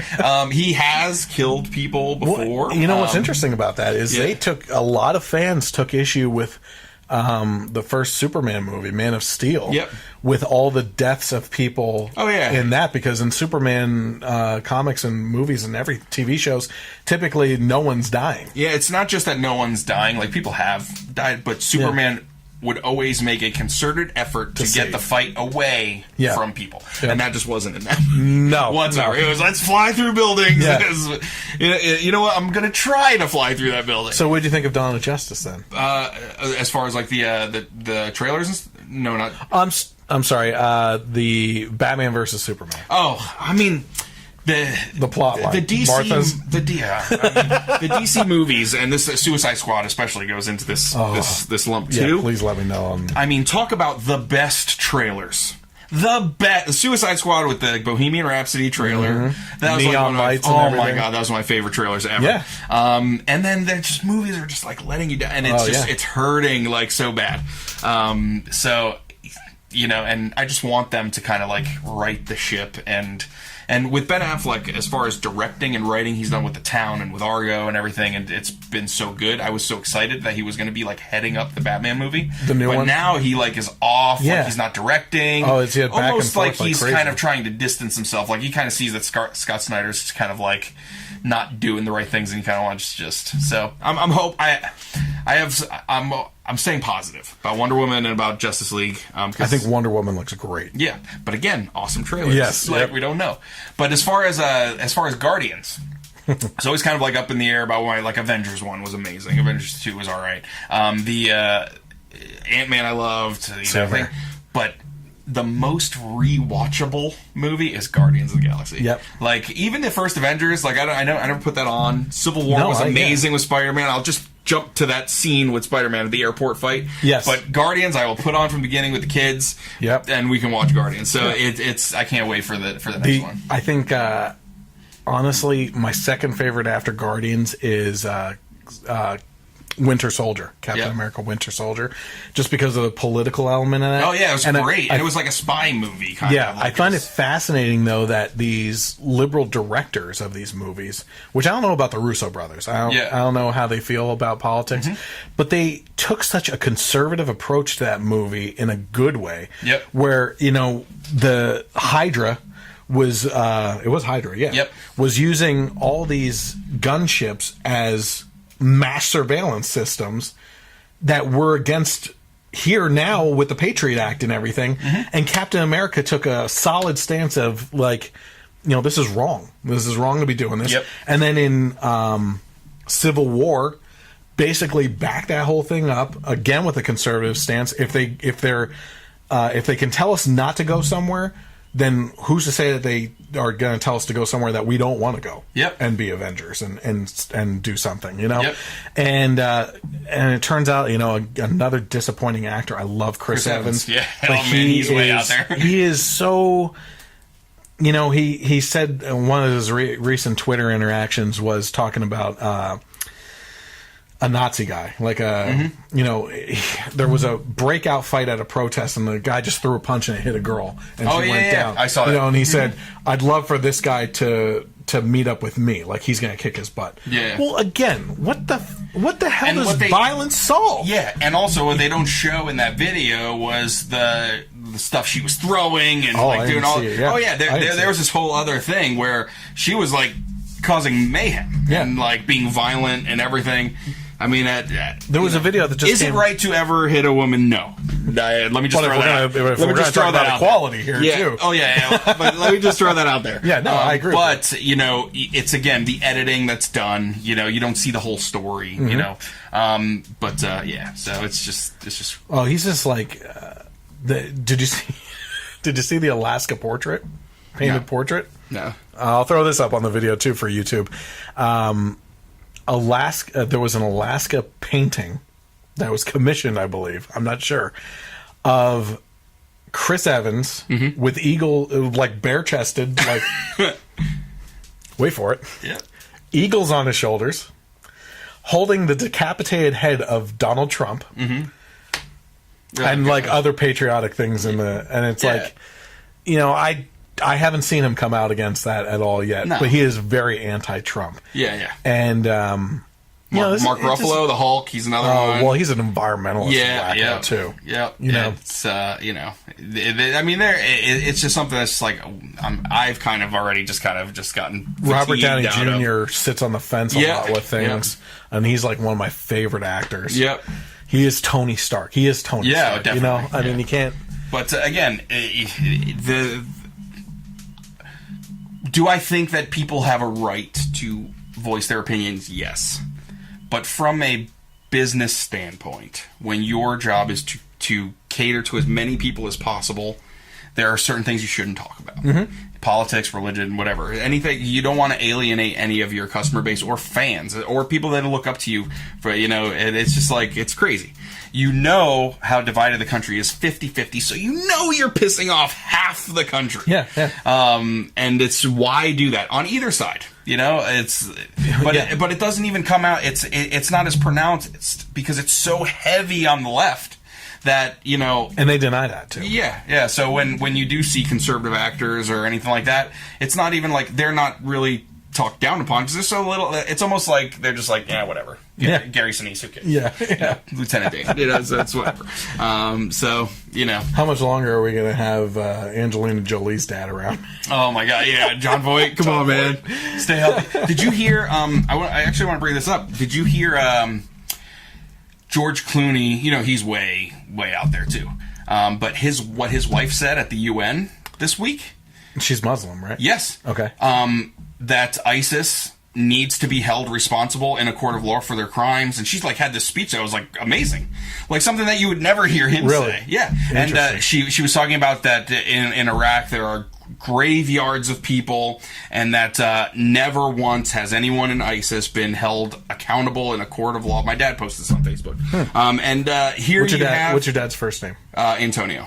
Okay, Tony. Who's Rick? Rick is my brother. Okay, he liked the post. So Yeah, my brother. Yeah, we're all kind of like on the same. Okay, good.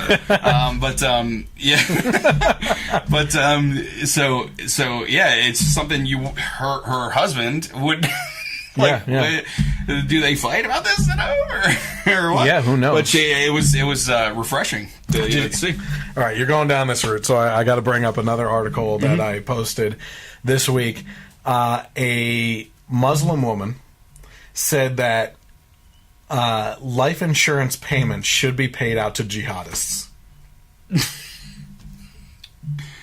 Oh, God. And I laughed. Yeah. I'm like, if nothing else, that payment should be divvied up evenly amongst the victims. Yeah. Out of spite for that family. Yep. You know? I mean, what else is there to say about that? What an ignorant statement. I mean, it's arrogant, ignorant, like everything lumped into one. It just pisses me off so much. Yeah. I just got done, watching a couple movies too that were great. By the way, politically movies. Get Out. I saw that. I didn't see that one yet. Shout out to Matt again for suggesting that. He's very, anything racial, politically, and everything. He's. I don't always agree with him on. I heard things. it was good. It was great. Yeah, it's like a horror movie, kind of like a yes, about a white family basically brainwashing blacks, but in a way crazier way too. Yeah. That being said, as soon as the movie was over, I texted him. I said that was crazy. White people are crazy. Thank God I'm Italian, because we're a whole different breed. Yeah, right. Saw that. I saw Patriots Day. Did you see that? Yes. Fantastic. Great movie. Yep. Now that's another one where we were talking about earlier, real life events where I had my computer like, this is exactly how it happened. Yeah. You know? And they used real footage in it too, which just, I mean, do you tear up at that stuff? Yeah. Oh yeah, for sure. Is it since you became a father? Like me, for some reason, I tie it back to like I've become an emotional mess over something. Well, when it comes to kid stuff, that's like, oh man. Okay, so you bring that up, that officer standing guard over the body of the 8-year-old. Yep. For hours, Yep. and then saluting him as he walked away, as they Yep. put him away to bring him to basically to recreate the crime scene and everything. Yep. I mean, just the fact that what led into that whole conversation is the fact that with George Clooney's wife and everything, or no, with this Muslim woman that's talking about life insurance payouts and everything. Yep. The one terrorist's wife in that one, Mm-hmm. who basically is still roaming free, right? Yeah. Was she arrested on anything? Because she keeps making the news here and there. The one that Supergirl played in Patriots Day? Yeah. I don't think that they ever That's got unbelievable. her for anything. Yeah. Because, and I was actually surprised to see Tsarnaev, is that the name? The one brother that... Mm-hmm. The one brother that, like, Rolling Stone made into, like, a rock model on the front cover. Like, F you, Rolling Stone. Yeah. Seriously, I'm so sick of that damn magazine and their stupid political stances and everything. Yep. They botch up relations in this country and political issues to just throw the ignorant people that bury their heads in the sand into a blender to confuse them so much that they have no idea what's going on anymore. Yeah. You know? But the fact that he's still alive, didn't know that. I didn't know that he was still alive. Really? Because did you see they lit up that boat in that movie, but I remember seeing pictures of, like, the holes in that boat. Yeah. I don't know how he Houdini'd that thing. Yeah, right. to come out with the few Yep. injuries I had. But it was also amazing to see, like, the actual pictures of him coming off the boat, too. Which that wasn't in the news. So that was pretty interesting. Mark Wahlberg did a great job, but he was actually portraying two characters combined in the movie. Oh, okay, yeah. So that was historically not exactly accurate. So You had brought up in your other podcast too, Hacksaw Ridge. That was fantastic. Yes. I love that. It's it's just the whole story and that this was a real guy who saved tons of people. You know? And nobody knew about it. Personal. Yep. It's a personal story, which is what really makes it great. Is when you dig down to those personal stories. Yep. Had some interview footage in it of the actual guy because he just died in the early 2000s. Yep. Like, you know, personal side note here too. It's amazing that, for instance, you came into my house tonight before we started, and you commented on the airplanes hanging on my wall. I have wooden airplanes hanging on my wall that my grandfather handcrafted. He was a woodworker when he was still alive. And it wasn't until he died that no, it was before that, but he had a stroke and couldn't talk anymore. It wasn't until around that time that I had reached maturity that I wanted to hear these stories from him. Yep. And in so many cases, you have adults or young adults that don't ever ask for these stories, right? And we're losing the great generation. Like, there's not many left. Yep. And these stories of what they went through and what they lived through, we have to be documenting this stuff. Yep. You know, one of my missions a couple years ago was to actually go out and interview World War II veterans, and I haven't done it, and I need to do that. That's something I need to put on my radar. So I'm going to make a call out. If you know of anyone in Eastern PA or New Jersey or anywhere around this area, that would be great to have great stories of inspiration for people or anything. I would be happy to interview them. Yeah. Because we need to get these stories on video and documented before they're gone. And grandkids need to start asking their grandparents about these stories too. Yeah. Not even grandkids, like some people don't even know their own father and mothers, and the people maybe in their 40s or 50s or 60s and don't even know their parents, what their parents went through. Yeah. My dad actually just finished completing a family tree going back like generations and generations, and even just on both sides, just seeing that laid out was really cool when he finished it. You know, and then that's not even the stories; that's just seeing people's names. Yeah, the tree. What was my grandmother's name? Grandmother's mother's name, and so on.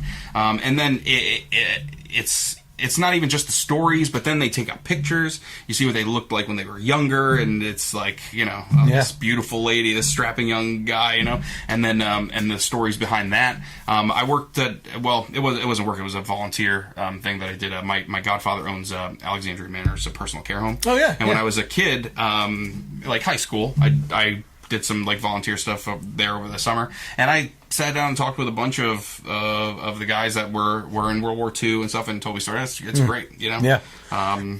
You know what is also interesting, even more fascinating. I hate to say that, but it is. Jewish survivors of the camps and stuff. Like if they're willing to say their stories, oh my gosh, I might have to cut a lot of footage of me sobbing. Yeah, right. You know. But I would love to sit down with those people as well. What's your background? I forget. Portuguese. Okay. Yep. I was the first one born here in my immediate family. Yeah. My mom was born in Portugal, and my dad was actually born in Angola, which was an African colony of Portuguese. So I'm technically African American. There you go. So we covered all the spectrums tonight. Yeah, there you go. I mean, he lived there till he was 18. Yeah. So to say he's not African is crazy. Yeah. I mean, he walked through a jungle to go to school with. He told a story once with and this wasn't him. It was other kids that were. He lived on like the outskirts of the city, and there were some tribes. And they would walk through a jungle with a knife above their head in case a snake fell out of a tree and started constricting them. Like, wow, that's like you don't hear that. Your dad did that, or this is just a story of him? From the other like tribes and stuff that he lived around and stuff. Wow, so, yeah. But only at 18 did he leave there, so he grew up there. But Angola had a big civil war that only ended recently, and we've always told him we want to go and see kind of where you grew up and everything. But it was literally a story of coming here with literally just the clothes on your back and like a little bit of money, because my grandfather was a contractor, and he built an apartment building that they were going to rent out, and my grandmother owned like a general store, and they had to just leave everything. When did they come here? 76 my dad came. Okay, pretty sure it was 76. And at that point in time, it seems like that is the American dream, what they lived out. Yeah. My grandmother. Okay, I think my grandmother was born here. Yeah, she was Italian, you know. And her parents both, not together, as kids, came over on a boat to Staten Island.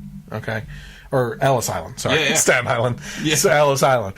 But nothing, right? They had nothing, and like built up everything. Like I cling on to this historical stuff from my family. Like, I have my grandfather's planes. I have my great grandfather's paintings. He was a painter, and I have those all over my house. You know, my grandmother painted. Actually, was my favorite painting I have hanging up in our dining room. But had nothing. And that American dream. They started small. They didn't start a corporation or anything like that. Yeah, no. But they started small and they made something. And that dream isn't available today. No. You can't come here without an education and get a job at a factory where you can support your family. Yeah. On an assembly line. Yep. Making Mr. Potato Heads at Hasbro, like my parents and get out. Up in Rhode Island, awesome. where I'm from originally. It was Hasbro, was the toy company, was a huge company. Yeah, and I mean, a bunch of my family worked there. Yeah. Well, going back, you said Portuguese, right? Yeah. There's a movie that just came out I want to see called The Passion, or not? Yeah, it's. I think it's called The Passion, not Passion of the Christ. Yeah. But it's called The Passion, and it's about the Armenian genocide. Yeah. But it's a love story intertwined in the setting of that and everything. Very interesting. I want to see that. So that's another kind of entertainment avenue I want to go see. Yeah. So looks like you're going to be joining me again pretty soon, though, on the 8th for the review. Guardians. Hopefully. Yeah. So I'll let you know the times for that. I want to thank Mike for being here. It was a great time. This is actually... no offense to the other guys, but I actually had a blast tonight doing this. Pleasure was all mine. I had a great time. But you can catch the audio version of this episode on Stitcher, Google Play, iTunes, and KLRNRadio, Sundays at 3 p.m. You can also follow, like, and subscribe to my channels and pages on Twitter, Facebook, and YouTube by searching for the Generation Y Conservative. Listen, I'm not asking for money at all. Sorry, as a news update, I'm not going to be paying you. Okay. I don't ask for money or anything, but what I do ask is that you share these videos, that you share the page, that you share articles that I send out, especially if you agree. If you even disagree, get engaged in the comments and everything. Let's grow the audience. That's all I want to do. Dissent is welcome here. Yeah, I'm not like Bill Nye. No, I was going to make up my own song, but that would have been even nerdier. Yeah. let's grow the audience, because the message needs to get out there. And if you appreciate having a different voice out there, not the mainstream media type angle, I would really appreciate you doing that. So just want to say again, thank you for joining us tonight. Have a great night, and God bless America.